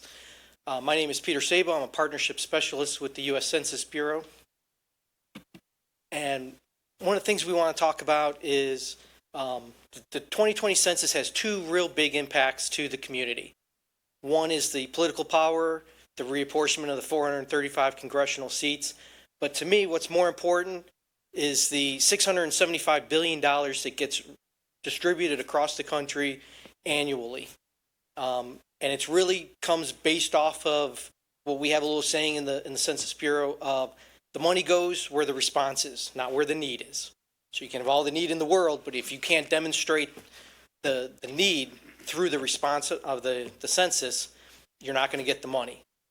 For instance, for Rowan County and the Salisbury Rowan Community Action Agency, which really covers Head Start programs, they received $7.9 million of that $675 billion.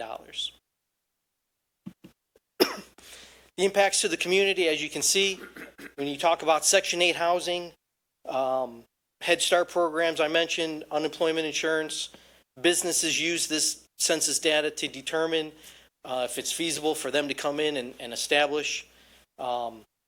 The Supplemental Nutrition Assistance Program, that's the number 2 recipient of these funds. Number 1 being medical assistance programs. School lunch programs is in the top 10 as well as Pell Grants. The big thing we try to do is our focus as we come up to the 2020 census. We know there are people that will respond to the census, but what we want to do is we want to try to find the hard to locate, the hard to contact, hard to persuade, and the hard to interview people. And partnering with the local communities to help get the word out, to reach these people, to get them to understand. In 2018, the Census Bureau did a study where they asked what their barriers were, why people did not want to respond, and it was a distrust of the government. However, once they become educated, once they got to understand how this data affects their daily lives, there was a 70% greater chance for them to participate in the census. Myself, I cover 4 counties. I cover Union, Cabarrus, Stanley, and Rowan County. Over 600,000 people. I can't talk to every person, and that's why we reach out to you, trusted voices of the community, to help us spread the word, educate people, encourage them to participate. In 2010, children under 5 were the most undercounted group. And if you think of where those kids are now, they're in elementary school, maybe getting into middle school. And if we don't get the most accurate count possible, make sure that we count everybody once, only once, and in the right spot, then it has an impact and it affects us for the next 10 years. We want to make sure we reach out to veterans, homeless. We're trying to work with organizations that maybe provide service-based organizations that provide services, not necessarily that have a homeless shelter or something like that, but they provide services to that group. We want to make sure that we identify those organizations so that our group quarters people can go out and make sure we count. Usually those that are most vulnerable are the ones that we need to make sure we count because they need all the services possible. So right now we are 44 days away from Census Day, April 1st. But we are 24 days away from the initial mailings coming out. And starting March 12th, every address in the county, in the country, is going to start to receive, they're going to receive an envelope and an invitation. That invitation, if you can see in the square box, there'll be a URL that people can respond via the internet. There'll also be a phone number in the last paragraph where people can respond via the telephone. And whether they have the census ID or they don't, they'll still be able to respond. Currently, the Census Bureau just released a 6-minute video that you can find on YouTube that walks you through how to respond to the census online. And it's currently on the local government channel. Excuse me, I'm sorry. As you can see, starting March 12th and 13th, the first mailings are going to come out. And like every good government organization, what are we going to do? We're going to make sure we follow up. You're going to get a second letter, second mailing around March 16th or 17th. You'll get a postcard reminding you later on in March. You'll get a fourth mailing. So in those first mailings, most residents are going to be invited to respond either via the internet or the telephone. And by the fourth mailing, if you have not responded, you'll receive the paper questionnaire. Those responding via the telephone or the internet, they'll be able to respond up to 13 different languages. The paper questionnaires are going to be available in English and Spanish. The idea is, if you respond as soon as you get it, you should be removed from the list and you won't receive further mailings. Now, if you don't respond at all, well, what are we going to do? We're going to make sure that we come, because this is so important. We're going to come and we're going to knock on your door up to 3 times and try to gather the information. We know that we get the most accurate information when people self-respond. If they don't, then we have to come up and figure out other ways to make sure we gather the information, because it's important that everybody gets counted. Every person in the county, in the city of Salisbury, we need to make sure that they get counted, because like I mentioned, the money's going to go where the response is. The big thing that people kind of question about is security. I will tell you, the first thing I did, and every census employee does when we join the Census Bureau, is we take a lifelong oath to protect people's personal information. Title 13 requires that at no time is any personal information ever released to the public or another government agency. The only thing we can release is statistical data. So at no time is people's personal name, address, date of birth. That information is never released to another government agency, whether it's the IRS, the FBI, another law enforcement agency. That is all kept confidential. As soon as people respond, their information is taken offline, their personal information is stripped away, and it's all brought together as statistical data. So we always ask, well, how can we help? Or, people ask, how can we help, and what is the Census Bureau is asking of us? And I tell people, at the end of the day, it's not the Census Bureau asking. It's what the community is asking. Because at the end of the day, that's really what it's all about. It's what services we provide to the community. Back in November, you passed a resolution supporting the 2020 census, and we really appreciate that. In the packets that I left for you today, there's information in there about messages that government leaders can provide via a telephone call or any speeches that you go out, any public engagements to help get the message out. Again, you're the trusted voices of the community, and we want to make sure that everybody understands that this is important. They need to play their part in making sure that they respond, we get the most accurate count, so that we can get the resources in here to support the people and continue to make the city of Salisbury and Rowan County the greatest. We ask that everybody, all businesses and companies, encourage and educate their people to participate in the 2020 census. I know we're doing it through social media, and they're doing a tremendous job. They are out there constantly making sure that the message gets out and we educate people about the importance of it. The last thing I will mention is that we are still hiring through February 28th. February 28th will be the last day to apply for a enumerator position with the Census Bureau. People can go online at 2020census.gov/jobs. In Rowan County, the pay is $16 to $18 an hour, plus mileage. It's a great part-time job for seniors, people out of work, college kids coming back. It's a great opportunity in that. And the last date to apply is February 28th. February 28th. And the last thing I would say is, like I mentioned, this is truly an important issue. This is the one chance we get to shape our future for the next 10 years. You know, everybody I'm sure is focused on the election. That's 4 years.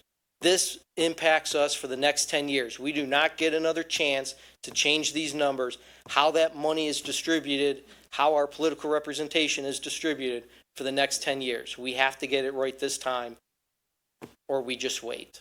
So, pending any questions, that concludes my presentation. Questions? Well, I've got my sticker on my phone. Well, I appreciate it. Yeah. And that's the big thing we want is Talking about it. is everybody gets out, they talk about it, they encourage friends, relatives, their coworkers. It's part of that education process. And really, once they understand how, no matter who you are, there is something that impacts your daily lives. The highways and roads are number 4, medical assistance programs. Those are all in the top 10 things of how that $675 billion is distributed. So. And I'm doing a public comment through the radio station. Great. So Thank we'll you. do that a couple of times maybe. So. We appreciate And I it. was going to ask, what are we doing in specific about the Hispanic population?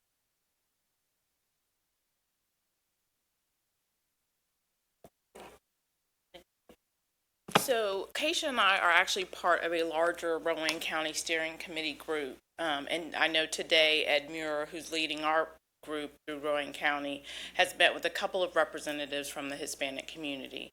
And so we're also making sure that we're reaching out and utilizing Spanish language in some of our communications as well. Okay, thank you. Thank you very much. I wanted to ask you, yes, one question. What is the, I guess, average response, say, nationally for the census? Is there one? For North Carolina in 2010, it was 78%. The governor has set a goal of 82% self-response rate. Nationally, when you looked at some other states, they were in the 60s.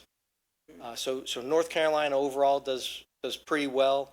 There are some pockets within the local community that we need to be concerned with in that, but again, it's the getting the message out, talking through the radio and things that you're doing to help get that message out that I think will actually improve the response rates. And the libraries have been great in setting up programs, reaching out people. The whole community has been great in trying to help spread that word and encouraging people. Are we going to set up any computers anywhere at City Hall? Just stayed up here. Sorry. So currently we have 3 computers already set up here at City Hall, one at the Customer Service Center, and then one at City Park, because we know there are some residents who do not have computers or maybe smartphones in their home. They're more than welcome to come here, but there are other locations within Rowan County, the library, and other locations that we don't actually have the list of right now, but those places that folks can go for help. And will that be part of our Facebook ads or? Absolutely. Our marketing materials will show where people can go. There's also a mobile unit that the census has that can assist as well.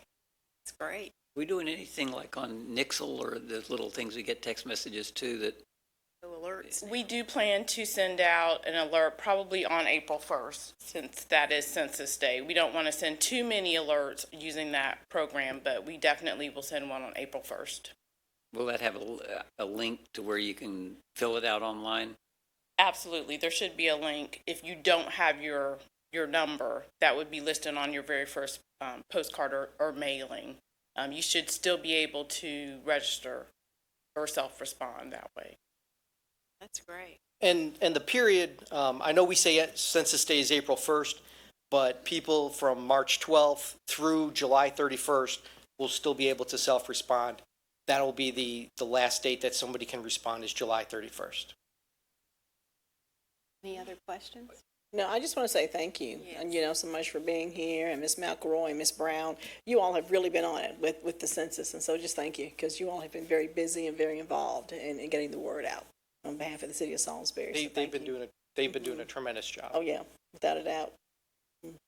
We appreciate you. Thank you so much. Thank you for Thank you, good to see you.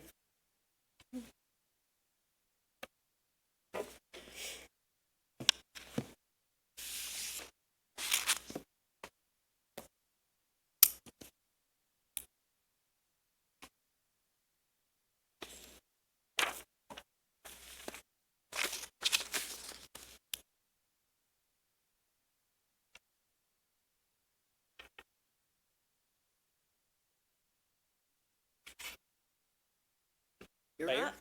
Thank Council, you, Chief yes. Stokes. Yes, my turn now, yeah. Yes. So, quick update for you for kind of a recap of 2019 and a little few lessons, I guess, in there. So this is where we were at the end of the year with our staffing.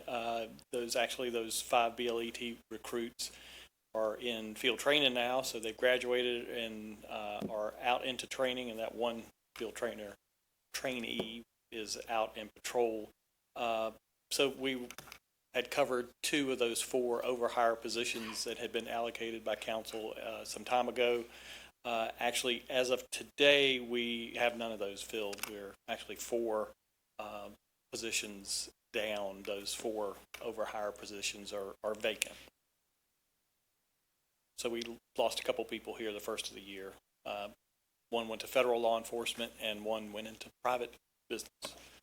So this was at the end of the year. Demographics, you may have seen a news story that came out that was related to when they did the news story. So those numbers are slightly different because the 2 people that left us were white males, so that kind of lowered that percentage. And generally a good story, I think, in the newspaper. Did get some negative comments, but nonetheless, we're doing the best we can and need to reflect our community, and I think we're on good track to do that. This is kind of a snapshot of the year in crime as compared to 2018. You can see we had 6 homicides back in 18 and only 2 last year. So that's a 67% decline in 2019 from 2018. Our rapes were about even. It shows an 8% increase, but 1 rape there. Commercial robbery. Robberies are particularly concerning for me. Really watch those. Individual and commercial robbery. Commercial robbery where someone will go into a convenience store, that sort of thing, and rob it. You can see that commercial robberies are down 19%, but those individual robberies are up slightly. A couple of differences. That 4% raise was only 2 incidents. Aggravated assaults were down overall 24%. The best thing to see there is that assault with dangerous weapon involving guns. That's everything from non-fatal shootings to just other assaults with a firearm, down 44%. So that's a good accomplishment for our community. Shooting into occupied dwellings are about even from 19 to 18. It shows a 5%. It was 1 incident. So overall, our violent crime down 16%. Our response to shots fired was up slightly, 5% increase from 2018. And when you look into property crime, residential burglaries, this is good to see. I think residential burglaries is probably one that's most concerning for people. It kind of damages their feeling of safety in their home. And to see that down 34% is good. Our commercial burglaries down similarly at 33%. Auto theft down 31%. Larceny overall down 6%. And larceny from motor vehicles down 4%. Quite frankly, that is an accomplishment across the nation. Larceny from motor vehicle is a significant crime issue, And most places are seeing that drive up and up and up. And we're actually here the first of the year are seeing that down in the 30% range. So we're on a good track if we can hold that. Folks are paying attention to our lock it, take it, or lose it, and lots of those campaigns. We're seeing lots of help now from the hotels and motels. That's where a lot of our larcenies from motor vehicles occur, in those parking lots. And they've done some things to increase security to prevent the incidents from happening. So that makes our total property crime down 13%, and overall our total Part 1 crime down 13%. Chief, just out of curiosity, Ma'am. have some of the hotels joined in the piloting of the cameras where it feeds into the police department? Have they? So we're working on that. Part of that's some infrastructure things that grant that we will have that we may be able to. We're always able to go out and get that, and it's just sometimes a little quicker to pull it in to our servers and hold that. And so we're hoping that's one of the things we might be able to do with that grant we have that we're working on now. We're in the beginning stages of getting those that equipment and purchasing and that sort of thing. So I wanted to, I've showed this to you before.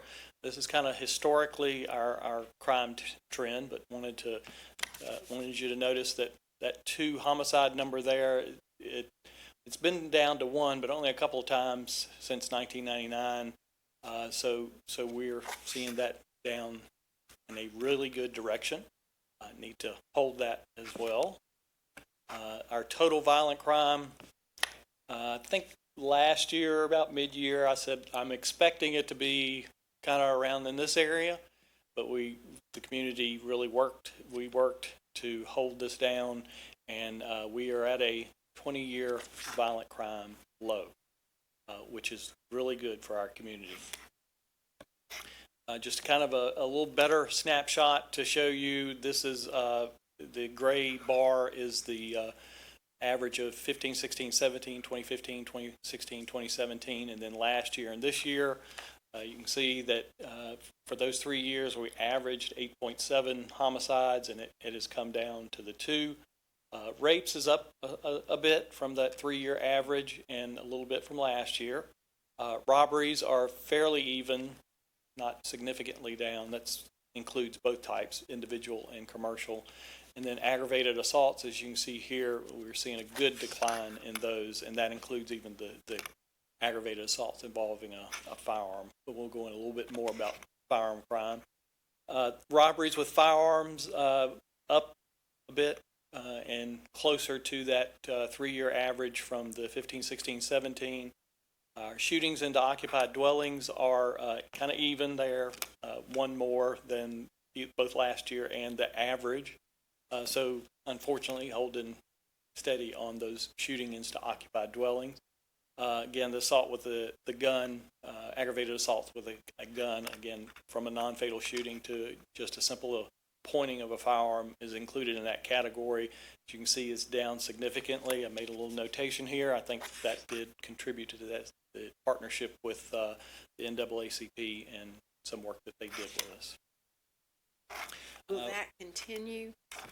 So yes, ma'am, I expect so, that the leadership with the NAACP will want to continue that in next summer as well. Firearms that have been seized, it's important for the officers to pay attention and get firearms that are either illegal or possessed, generally illegally, or used in a crime, and getting those off the street. So you can see those are up even more than the 3-year average, 15, 16, 17. And this is kind of the overall snapshot. And again, that is a 20-year low back to 1999 to see that overall Part 1 crime down. So I wanted to speak a little bit about sustainability and a little history here. Just a little information for you. A couple of things from my research about how much it cost our community for crime. As far as higher taxes, insurance premiums, and lower property values, which directly indicates things for our budget and what you need to be concerned about. see for every citizen, $500 to $1,000 for every crime that kind of goes on, can cost. And then when you look at individual things like armed robberies and aggravated assaults and burglaries, those are an aggregate of cost of crime to the victim, cost of having to have a criminal justice system and put people in prison, and the person who committed the crime is no longer a productive member of society if they go to jail. And again, like I said, just general cost to a victim, and that's a lot of money for folks that are victimized. So that's important for us to make sure that we keep our crime heading in the right direction. Just to kind of give you an understanding of where we sit in the world, sort of thing. This is a rate. Looking at rates is a means of kind of examining yourself against others. Not the best, but it's one way that we have. Quite frankly, not sure the better way to have. This is our homicide rate. So in other words, that's per capita, per 100,000. And if you look at the North Carolina and the United States, we have traditionally stayed well above that. And this only goes through 18 because I don't have 19 North Carolina and United States numbers yet. They won't come out until probably October. Our violent rate comparison, a little upflip there towards 18, but pretty consistent. This is over 150% or so better than the state and national average of violent crime. And you can see this is somewhere in the 250 range of rates comparison. Linearly, easy for me to say, you can see it's headed down. Of course, state and national is headed down as well. And then total Part 1 crime headed in a good direction. We're still a little bit higher than state and national averages. So concerning, that something we need to keep working on. Here is a good, I just thought I'd mention this to you. I found this is a good model for, and this is what we try to adhere to address our violent crime issues, and that's our focused deterrence and hotspot policing. This cognitive behavioral therapy and family-based program, that's actually, I think, what the school system's trying to implement with their trauma-informed education. The GVRS is the Group Violence Reduction Strategy. That is actually our PSN program, is a group violence reduction strategy. Easy for me to say. We don't have a lot of street outreach. Also want to mention back up here for the people, our reentry program does have CBT as part of their program as well. Don't have a lot of street outreach and homicide clearance improvements. That comes directly from police legitimacy, and we've been able to clear homicides because of, I think, increased legitimacy. Our citizens view us a bit more legitimate police agency than maybe they did a few years ago. We had some issues with that. For place-based crime reduction, that community building, that's green spaces, that's parks, that's all sorts of programs that can be out there. Blight and nuisance abatement, that's our code enforcement folks out working to get abandoned cars and abandoned structures and what have you. Service restoration, that's making sure that people have the right services in their communities. And of course, for us, our hotspot policing, in other words, working areas that have traditionally and through data show us that's where incidents are occurring. That's where we put cops on dots. All that kind of bleeds into this. This is interesting information right here. Alcohol relates more probably to violent crime than drug use. Drug deals bleed into our violent crime a lot, but recent incident at Thelma's fueled by alcohol, and things get out of control and end up having a violent incident. So that's a good model for us, what we're trying to adhere to and trying to work towards. We'll mention to you as the next reports for this coming year, there's some changes coming. So the feds wanted us, the United States, to report crime differently, and North Carolina became aligned with that new reporting system. in October of last year. It kind of changes a little bit the way things are reported. We had the Uniform Crime Report, which is more event-based. Now we're going to a National Incident-Based Reporting System, or NIBRS as we call it, which looks at more of a mash of incident and people. Kind of talked about like tournaments with games in it versus just looking at games. So that's the difference. A little better explanation of that. This is not anything local. I just certainly didn't want to go to a restaurant locally that had cars broken into it. This is actually back in my hometown, a restaurant around the corner from where I live. Nonetheless, before, if we were to respond to where 3 cars were broken into in a parking lot, we would get 1, 2, 3 reports would be generated out of that. With the new reporting system, it's 1 report with 3 victims in it. So quite frankly, trying to figure out how to show you this number with that different type of reporting is a little bit of a stretch for me at the moment and my crime analyst, but I'm trying to figure out how exactly we can look at apples and oranges as you go apples and apples as we go forward. So we'll work through that. Just want to mention that to you, so the next time I come in, you say, this looks different, it probably will. Do you think it'll be a cleaner picture, though, a more valid picture? The data? I mean, because even though, I guess there's 1 larceny, I guess, because maybe possibly the same person did all 3 larcenies, but how do you really know that? I mean, so. Right, yeah, so their definitions related to how do you know that, is most likely that one or more person acting in concert did that. So it'll kind of give you a little better idea that things are kind of, rather than it, like every day this kind of goes on, kind of something happened and several people had their car broken into, but it won't necessarily mean that it's as prevalent as, I guess. It's again, looking at apples and oranges, so it's a little difficult, and making sure our data from before, trying to migrate that to look the same as it would going forward. A little bit of a challenge. What you're telling us is that until we have a few years under our belts with the new system, it's going to be very, very difficult to compare this year to last year. I think we'll be able to, but I want to be cautious, because if I come in here and say, so if you look at last year's numbers, it's this, and now it's this, so that's a 50% reduction. Maybe not. If you actually look, drill down into the data, that's unfortunately the difficulty with looking at those kind of broad numbers is you don't know, you're not drilling down in the data very far. So I'm going to have to qualify that maybe a few times. It'll look better maybe than it did.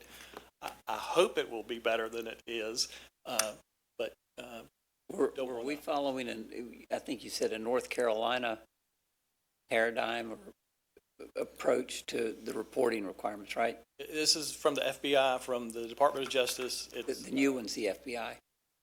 I'm sorry. What was the older system? Was the system we have now for reporting, that was the state? No. So we localities report to the state reports to the FBI. That's the way it's been since the 60s. The Uniform Crime Report came out in the 60s. So it's probably about time they updated it to reflect, I guess, kind of how you look at data today. So it's still the same reporting agencies, it's just the way that you're reporting is different. Correct, yeah. But it's aligned from the federal to the state to the local. Yes, and we had to align with that, or we may not have gotten grant funding. Are they providing any training and technical assistance? Well, assistance in migrating the old data into the new reporting format, so you will have some comparative something? No, what went on before, and it's moving forward. Actually, states have been moving to this probably in over 10-year period. Some states began 10 years ago. So we are frankly one of the last states in the nation to move to NIBRS. A couple of quick updates with the Department of Justice and our engagements with them, the Public Safety Partnership. That ends March 2020. I had really hoped to move from a diagnostic site that we are to an operations site, but they are not accepting applications for new PSP operations sites, that they intend to review those that applied in 2019. We did apply in 2019 to be a operations site. Frankly, I'm not optimistic. Very unfortunate. Would like to be part of this. This has been an extremely valuable technical assistance program for us and provided us lots of nationwide recognized training that detectives have been to. They've been here. They've helped us with our data and that sort of thing. I mean, I can be optimistic that we will move into operations, but I think they've got more sites than they have money to deal with. We may drop out. We did engage with another entity under DOJ, and that's the Collaborative Reform Initiative, the Technical Assistance Center. We did a quick training and technical assistance with them related to our data management, and we can ask them for a number of different things, and we will continue to ask them for support. And of course, we are working on our grant. I think I mentioned that a little earlier. So, quick look at workload information from 2019. Our calls were up some 10% that we responded to, some 51,000 versus 46,000. We made about 25% more arrests in those, and we did not include the mental health commitments that we had to do in that number. We issued about 47% more citations. Most of those were traffic offense related citations. It's always something council has concerns about, and kind of I do too as well. 10% of our arrests were that we can identify were of homeless people, and 4.3% of homeless people issued citations. So homeless issues in our community, not trying to criminalize them at all, but they present some problems for us because of their situation. Sometimes they run afoul of trespassing and litter and those sorts of issues that occur. Theft occasionally happens. So, if we reduced our arrests by 10%, that'd be nice, because we didn't have those offenses occur if we could get a handle on our homeless issue. Just looking at our arrest demographics, as you can see, the most frequent person arrested is a black male, followed by a white male, and that kind of along the same lines. Actually, the black population is probably overrepresented in our arrests, but unfortunately that is somewhat typical across the nation. Not saying it's okay, and this breaks down about how those arrests were made. In other words, 31% of these arrests were made by the officer observing it. 41% of a warrant existed for the person, and in 26 or almost 27%, we did not fully arrest the person. We summons them to a. Then our citation demographics. This is where we issue generally a traffic citation. That's probably a little more along the lines of our demographics in our community, although Hispanic male is a bit higher than our actual population.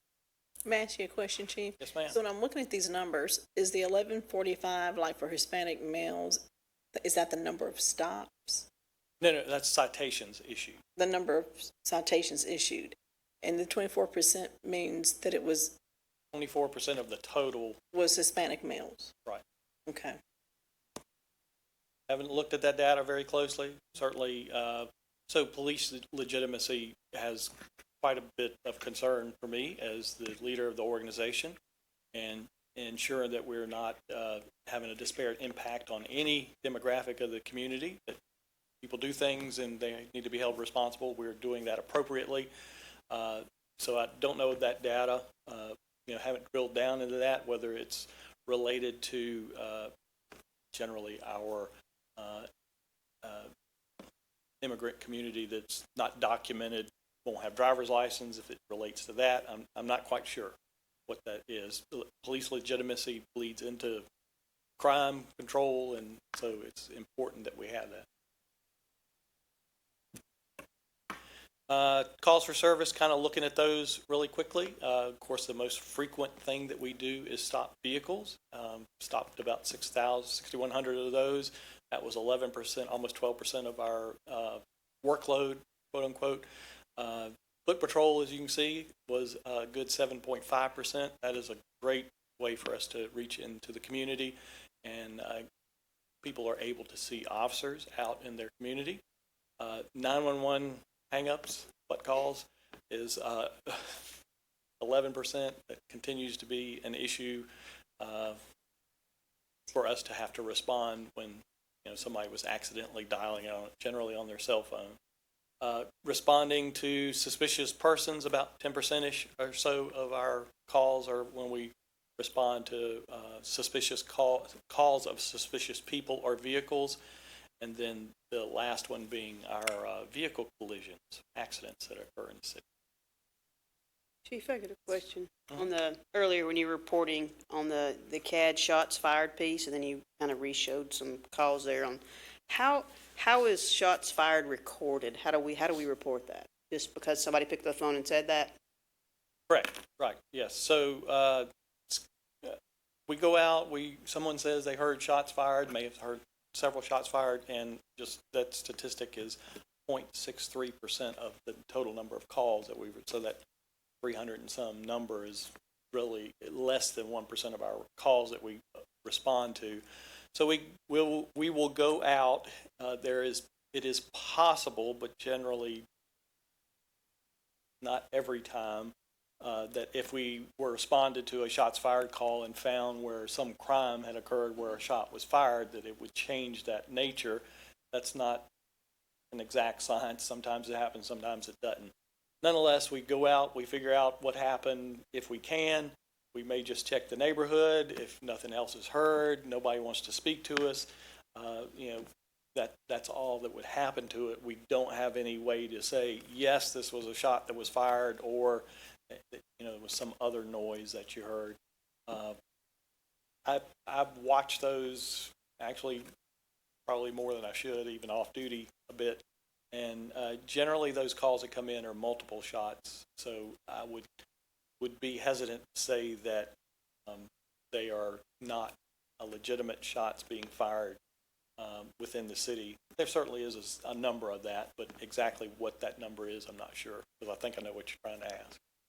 So that feeds that number we saw earlier that was up for the year on shots? Correct, yes. So the cars who make those exact same noises, I'm proficient in gunfiring. I grew up in a hunting community. I know the difference, and I cannot tell the difference in that muffler on a specific car that sounds like multiple shots fired. And when you have a specific rally of those cars, is that legitimately increasing that number that we see when it looks like we have more of that? It's a little hard to tell.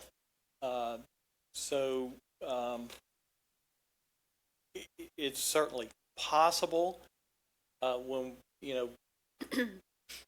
actually look at the data in a different way. In other words, look at it to see if the officer went out and found anything. So if you can go out and you've found nothing and the officer clears it that way, which is probably about 50% of those 300 and some calls, you can't tell. Right. Was it somebody just driving down the street and fired towards a house and the occupant wasn't home and nobody knew, and a neighbor called the police because multiple shots were fired but nothing got hit, and we got there after the person had been gone? Or was it the backfire of the car? What exactly was? We just don't have any way to know that. It's not, there are systems that can differentiate that, or in my hearing, or human hearing, and they use, analogs and those sorts of things to differentiate between what a backfire sounds like and what a shot sounds like, and can tell you that and triangulate that. They're hugely expensive for a small area, and quite frankly, I don't think they're worth it. So that's the only way to actually quantify, is to be able to, analyze the noise, and we just don't have the ability to do that. Thank you. Let's see number of reports. Our thefts, which is the most frequent incident to occur, of course, is the most reported incident. Miscellaneous, kind of that big bucket, is the next. Drug offenses, again, that accounts probably for one of the bigger jumps in the number of arrests. Then another big bucket of other criminal offenses, and then simple assault are the top 5. And you can see kind of how that plays out there in that chart. Some administrative issues that or matters that we reviewed. We had 45 total administrative reviews of employee conduct. 21 of those were generated in-house. A police chief always wants to make sure his bosses are generating those administrative reviews. It means we're not ignoring employee behavior that needs to be addressed. And 24 of the 45 came from outside. In other words, a citizen said that they were unhappy. So the in-house, 15 were found to have cause. 1 we were unable to determine. 1 was not founded. 1 was exonerated, and 1 resulted in coaching and training. And when I did this, 2 were pending. The citizen complaint, 2 were found to have cause. 2 unable to determine. 18 we didn't find any cause in those. 1 exonerated, 1 pending, and discourtesy is the most common citizen complaint that we get. This year, change to that is that citizen complaint, because we weren't looking at it, would be another category. In other words, unfounded or exonerated by body camera. So that's and quite frankly, that 15 number up there, we do audits of our body camera use, and a number of those were in that 15 to have cause, where somebody never have found anybody maliciously not using their body camera, but not using it when they should have. Force applications for the year, down 5.9% from 18, but still down even more significantly, 46, almost 47% for 2016. That's 0.1% of our contacts. In other words, that's we know we have 51,000 calls for service. We likely contact at least one person during that call for service. You divide that number out, and that's 0.1% of those contacts. And then 1.1% of our arrest, and compared to 2018, down a little bit, 1.23. So why, I think, is our increased training and accountability. And there's a quote from a news article from the Police Executive Research Forum here just a couple of weeks ago, training, and that relates to firing a weapon, but I think it's any force application. Our policy and our training have everything to do with reducing that number of times officers are forced to use force. It's really good. Yes, I think we're in a good place. Force applications relate very directly to police legitimacy. Police legitimacy lead into crime and homicide clearance, and all those sorts of things. So it's really important that we are looking very closely at our force application. Chief, the force applications, does this include school resource officers as well? It would be any officer in the department. Is there a breakout of what is school resource versus what is actually? Yes, there is, and I can certainly get that to you. Okay. Don't have that right off the top of my head, but I can certainly get that to you. Okay, thank you. We'll mention the community action team goals that were set a number of years ago. This is what about a year ago we talked about, and how much we had progressed.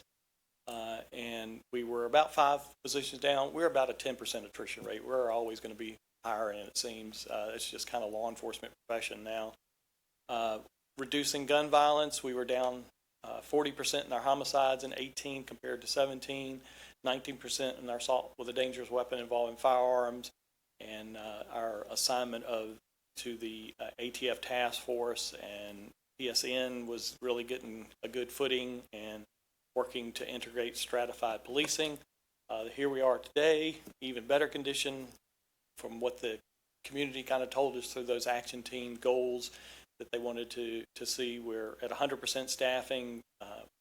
Today we have to fill the 4 overhires, and homicide down 67%, and firearms down, assault with a dangerous weapon involving firearms down 44% in 2019 compared to 2018. So I think lots of progress is being made. We're getting there. We got a ways to go still. Word of caution, we're still way above, our rate is still way above state and national averages, so we need to work on that. But we're in a good direction and going a good place. Santa Patrol, real quick, we spent 702 hours out in the commercial areas during beginning on Thanksgiving Day through New Year's Eve, and spent quite a bit doing that, but those were results. I didn't get a lot of comments this year about Santa Patrol. I guess everybody thought it was the best thing since sliced bread last year, and now they expect it. So I'll have to make sure that we do that every year. And just one last little thing, that we have been requested to assist with the RNC in August of this year, and 18 Salisbury officers will be down in Charlotte assisting for those days, just to let you know that we'll have some folks down there working that. Questions? Any questions? Excellent report. Yes, ma'am. Really good news, and we still have work to do. Yes. So, and thank you for all that hard work you did in getting all those grants, because that was $71,000 for your department. So congratulations. Thank you. Okay, we are moving on. Council to consider adopting an ordinance amending the name and membership of the Greenway Committee. Nick, you're up. Thank you. It'll be a little quicker than last time. While I was up here. We are ready to get going with the Greenway Bicycle and Pedestrian Committee, and we're coming to you tonight to seek a vote on amending the ordinance to change the name to the Greenway Bicycle and Pedestrian Committee, as well as update from 9 members to 11 members. This will allow us to start taking on applications for the committee, and then convene with the new members as well with the old members, and then start to look at the roles and responsibilities of the members, and we'll come back with just a full ordinance change for the previous committee. But we wanted those new members to be a part of that process. So that's basically This is kind of a 2-step process. Yeah, exactly. Yeah. This is just to kind of allow us to go and accept those new members with the official change, and adding more members, and then bring them on, and then finish that process. Because then they will have input into Correct. those new.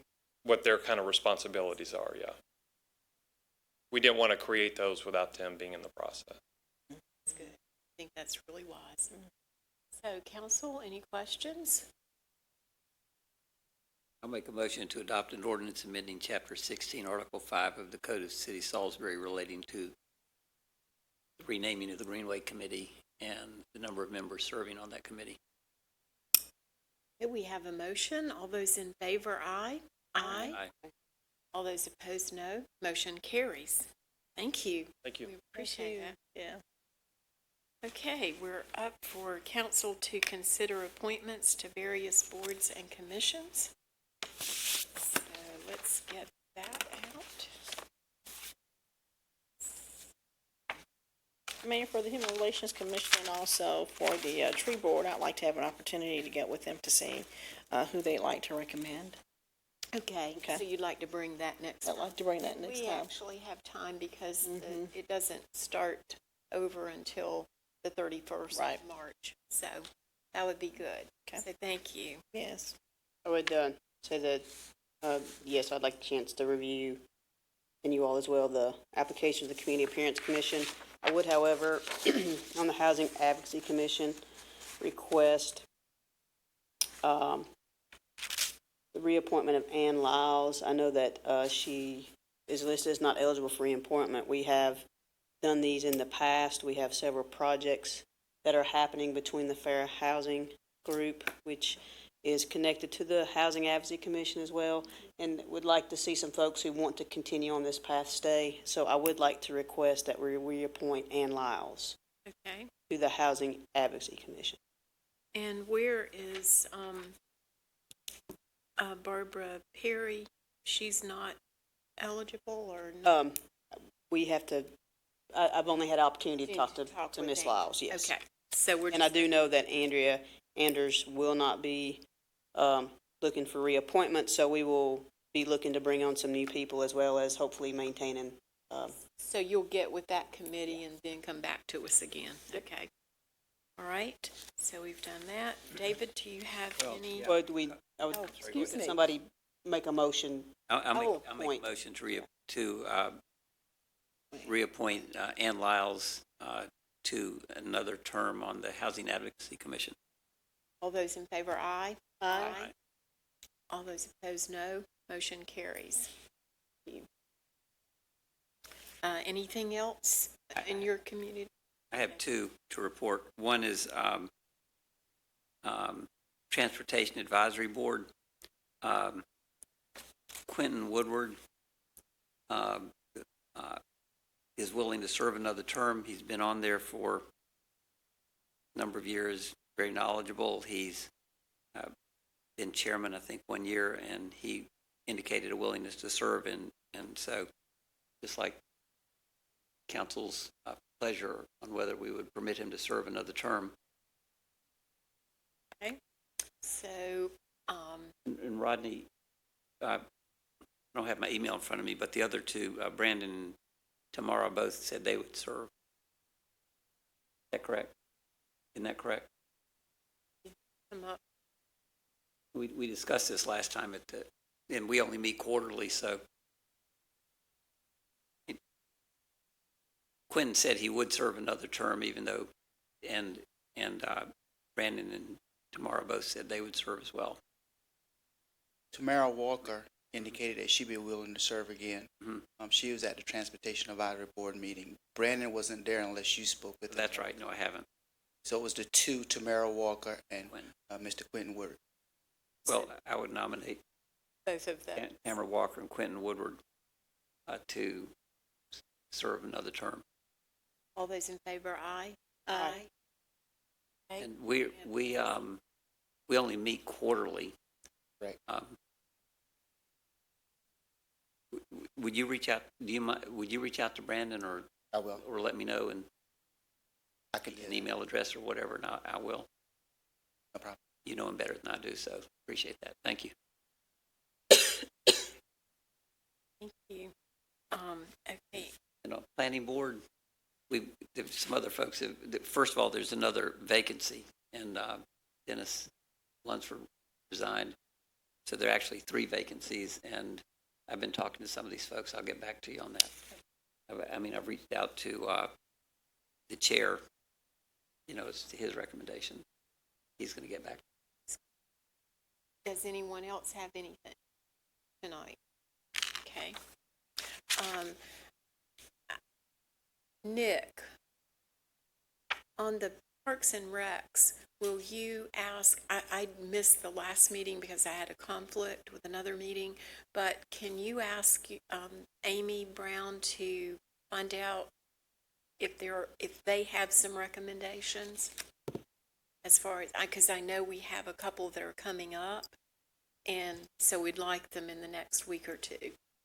Okay, that would be good. Okay.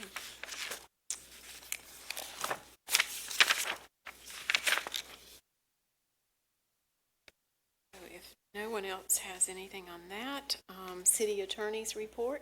I don't have anything for the council, Madam Mayor. Thank you. Okay, we just have a closed session. Just a closed session, yes. Okay, and, all right. Do I need to have that approved now, or later? It's only, it was added to the agenda, so we'll just make a motion We'll when we just get do it. done with council comments. Okay. So, city managers report? We do have one item. We have a request for parking in the public right of way, and Wendy Reynolds coming forward to speak to that request.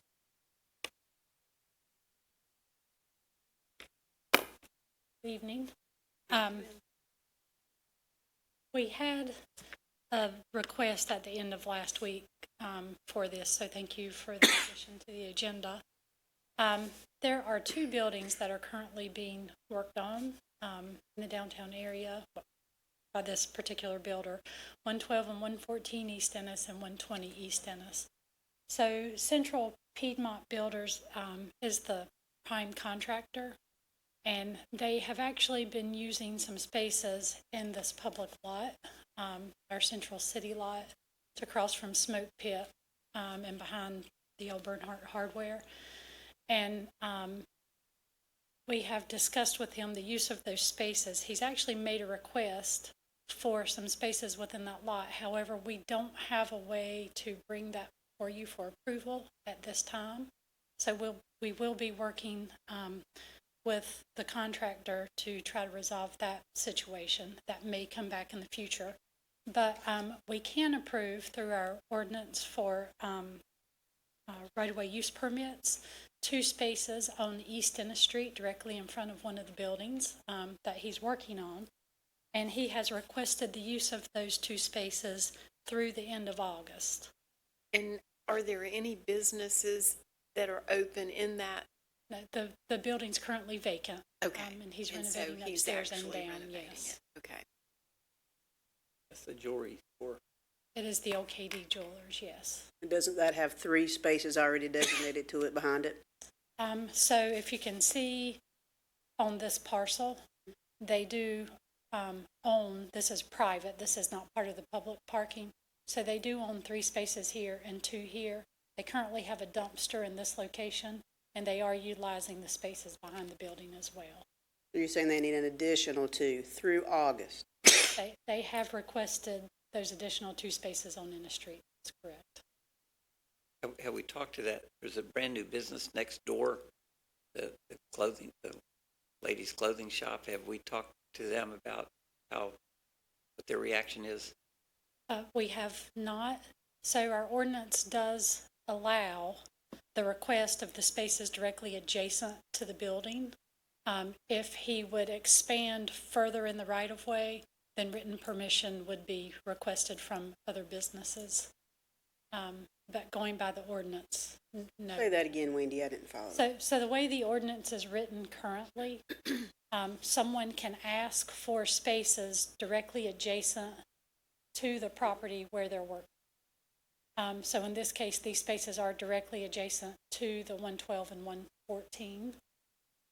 If he were to request spaces anywhere else on the block, then that would require approval from the businesses that are for the use of those. Does that mean that we can block the business without asking them since it's adjacent?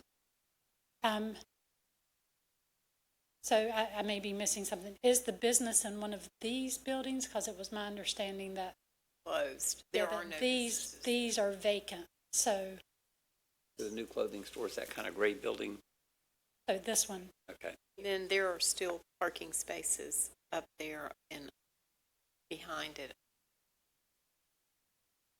So this is only during the construction of their space. This is not like permanently. No, this is only for the time that they're there doing the construction. Yes, it's a right-of-way use permit for construction. It's similar to what we did for the church down, we blocked off when they were doing the stairs. Yes, it's the same permit process, and we have one approved currently. There's a dumpster on Lee Street, if I'm not mistaken. That's the same process. So the vehicles that park in this space have to be being actively used in the construction, so they need to have equipment or tools or something that the contractor is using. It's not a convenience Right, a worker can't just come park their vehicle there and go in the building without having a reason for having the truck or vehicle there. Would that be limited to certain work hours with no weekends It is not. through August? They have requested it through August. Now, if council would like to, request that they not use it, I mean, I understand we have a similar situation on Lee, to your point, for one space, because that's one space. But there's no other businesses in that vicinity, and there's a wide open 2 parking lots across from that spot.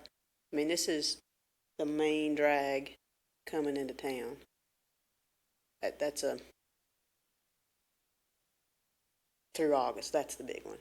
So in Cheerwine Festival, they can use this, right? Because they'll have their right-of-way permit. They can just roll right up in there. so if you would like to put restrictions, because we have done that in the past for certain events in downtown, we ask that they not be occupied during those times.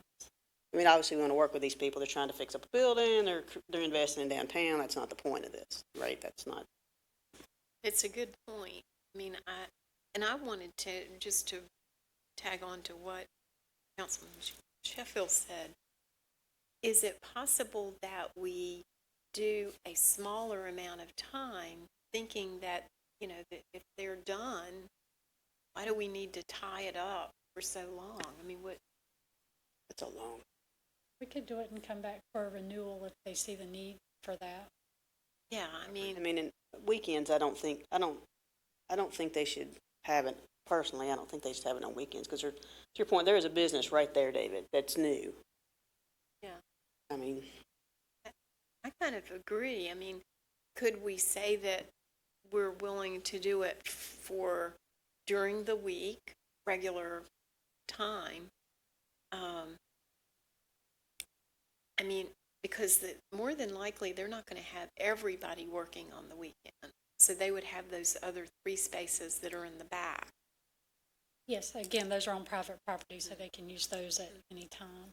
And I'm trying to remember how our parking is enforced and what our signs say. I don't know if it's Monday through Friday or Monday through Saturday. Just that area is every day of the week. Every day. Other ones say except holidays and weekends. That area on Ennis, Maine, and there is all The rest posted like, I don't know, 8 or 7 to 8 or 7 and or something then like that. could we limit it to their construction vehicles to like 5, so that at night when all the restaurants are available, that people are trying to, I mean, I'd hate for those parking spaces to not, there's nobody there. And I'm gonna, so, I I don't think know you that put our place- ordinance addresses it specifically, but I think we can place conditions on it. It's weekdays from whatever hour to whatever hour they have a permit to use that space. I think we can do that. You also said, as far as shortening August to some earlier time, you also said they can only use it if that vehicle is actually being used for that. So if they finish early, they would have no reason to have a construction vehicle there anyway. Is that correct? I guess my concern is that something besides a vehicle is going to be parked there, like a dumpster or something. That's there it is, and there it is. and they would, but the permit does cover dumpsters as well. So they could put a dumpster there, or they could not. So if you do the permit for vehicles, we could require them to come back if they decided to put a dumpster there. Currently, they do have the dumpster in the back. Right. I think that's where it should be. I would say that it would be better to limit them just to parking spaces and limit the hours so that it's like a standard work day for the workers. And they usually come in early in the morning and they're done by 3 or 4 a lot of times. So limit it to weekdays and the hours of like 5 to 5 or something. Vehicles, right, so that we don't morning get to a 5. surprise dumpster. Mm-hmm. And y'all agree to vehicles only, Yeah, unless they ask vehicles specifically for dumpster, right? Just again, They'd have to come back if it was for dumpsters. right. Y'all want to limit the time frame? We were thinking like, I like 5 to 5. I mean, as far as you want to go to August, or would you prefer shorten that time and come back? I would prefer shortening it, and then if they come back, I mean, because you can bring it up pretty quickly, right? I mean, if they find that they need it. So what is And- reasonable? Do you all have a suggestion, Tamara? As far as what were you thinking? I mean, Whenever. geez, we do March, April, May, June, July. 6 August. months. I mean, that's 6, well, we just do like 3 months. Yeah. I mean, because they still have 3 spaces in the back and 2 spaces that are covered by a dumpster.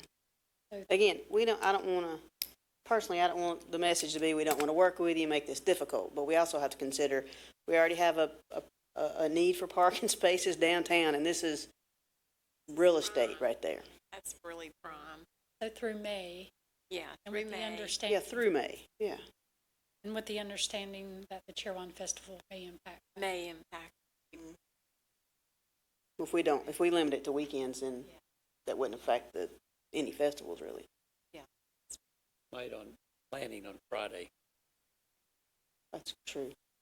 That Friday before the Cheerwine Festival might not be the best time to something planted there till 5 o'clock. I don't know, but Just ask if they are willing to not have it there, to leave those spaces open that Friday before that event, because I think that's a good point.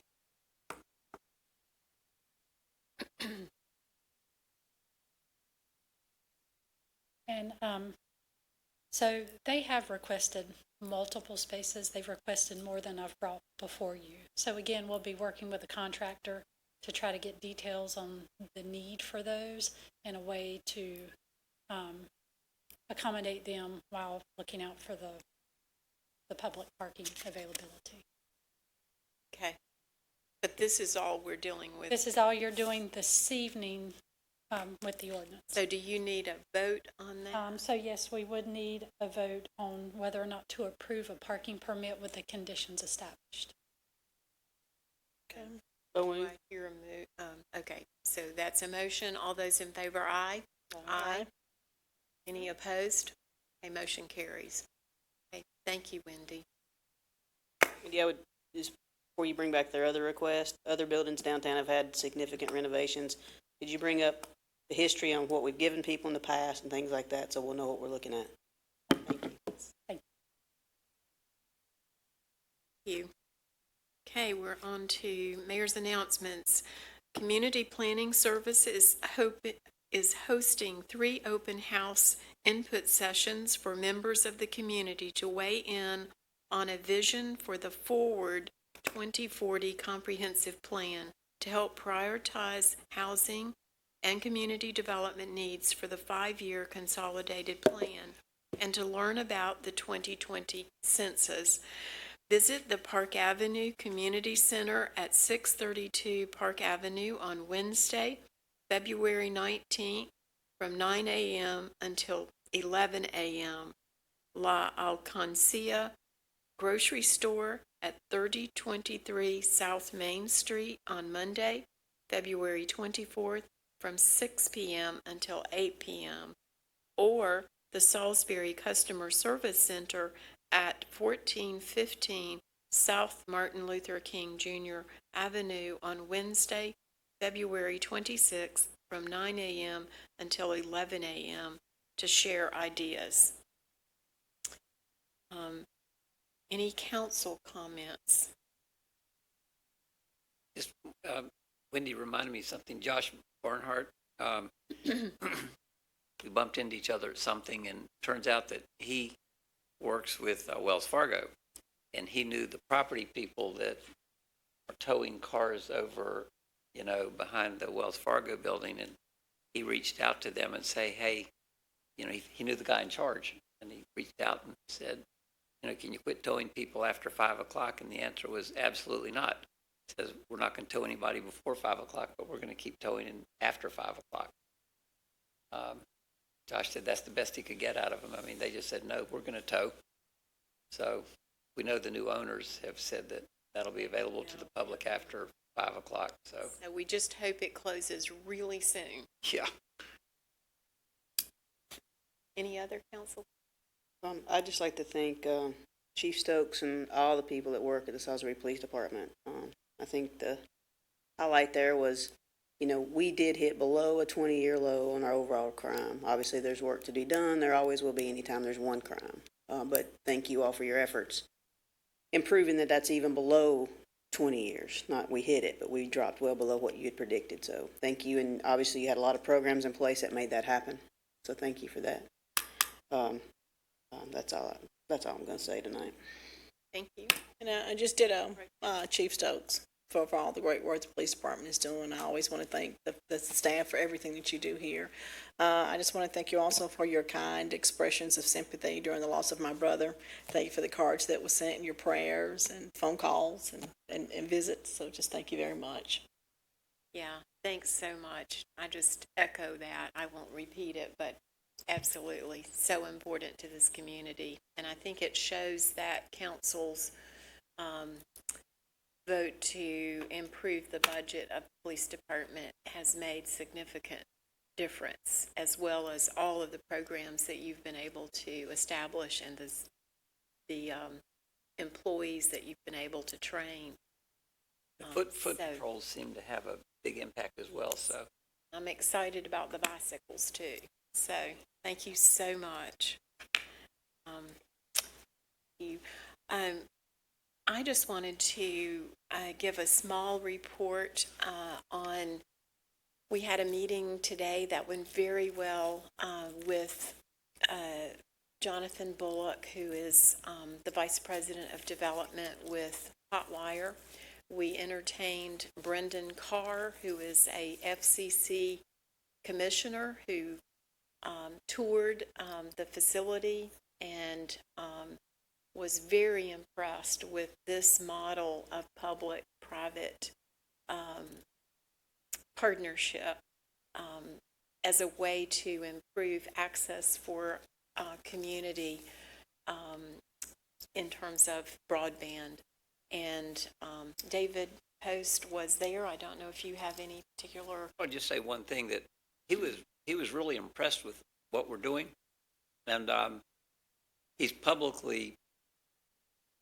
on the record as opposing public-private partnerships In the past, and so he was very impressed with what we did, and we went out to a house and hooked up 10 gigs and hit the computer and say, "Is it really running that fast?" And it was. That was really, so it was kind of cool. Demonstration. Yeah. So and he already tweeted about it, so that's a good sign.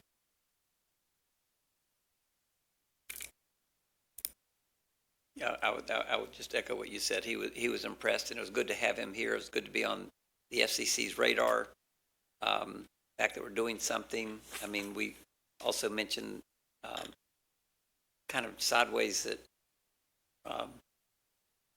where we went was that the name of the neighborhood is Oak Brook, which is out Faith Road, and on the other side of that neighborhood. One of the things we're talking about, on the other side of that neighborhood, the only access to internet out there is DSL, which has actually been turned off by AT&T. And so he's aware that there are digital deserts. Greg Eds showed up, that there are digital deserts in the county, and he's aware that 200 yards away, people don't have access to anything. So it may create some opportunities, because he's very positive.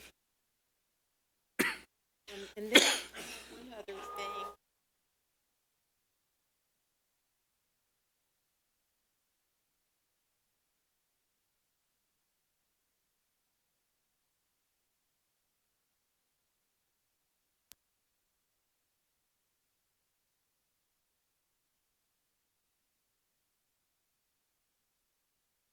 Did that? Okay, I think I did it. That did it. Okay. In recognition of the African American History Month, we have a proclamation that I would like to read into the record. Whereas in 1976, African American History Month was created by Carter G. Woodson and formally adopted to honor and affirm the importance of African American history throughout our American experience. and serves to promote cultural enrichment, pride, and self-esteem by celebrating the lives and achievements of great African Americans. And whereas the 2020 national theme for Black History Month observance is African Americans and the vote, and 2020 marks the 150th anniversary of the 15th Amendment, which was passed in 1870, which gave the right to men of color to vote following the Civil War. And whereas during the month of February, our nation takes pause to reflect on the injustices and struggles fought and overcome by African Americans throughout our nation's history, and to pay tribute to the battles they have fought in the name of equality. And whereas African Americans have made valuable and lasting contributions to this city of Salisbury, achieving exceptional success in all aspects of society, including business, education, politics, science, and the arts. And whereas African American History Month is a time for every citizen to remember the stories and teaching of those who helped build our city and our nation by taking a stance against prejudice to build lives of dignity and opportunity, advance the cause of civil rights, and strengthen our community.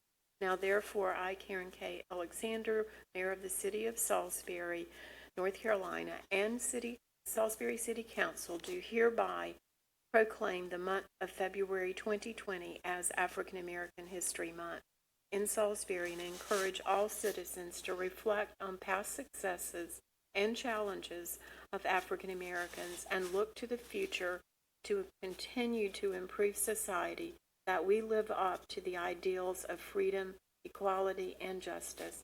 This is the 18th day of February 2020, and it's basically to the citizens of Salisbury. That's it. And that is all I have. So we need a motion for closed session.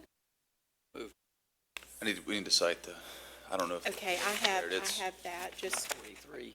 yeah. Yeah, it's I have it. motion to go into closed session to consult with an attorney as allowed by 143-318.11 A3.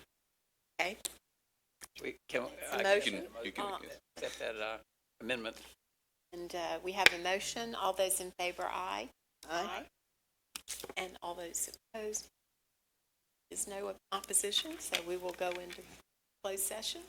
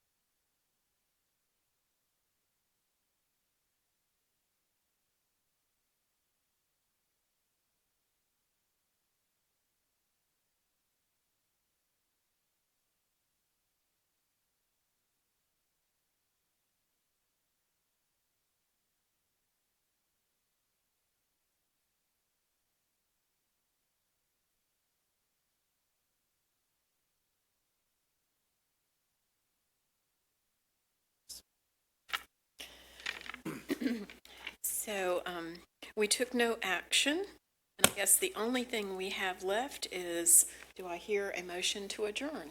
So moved. That's the majority right there. There we go. The majority.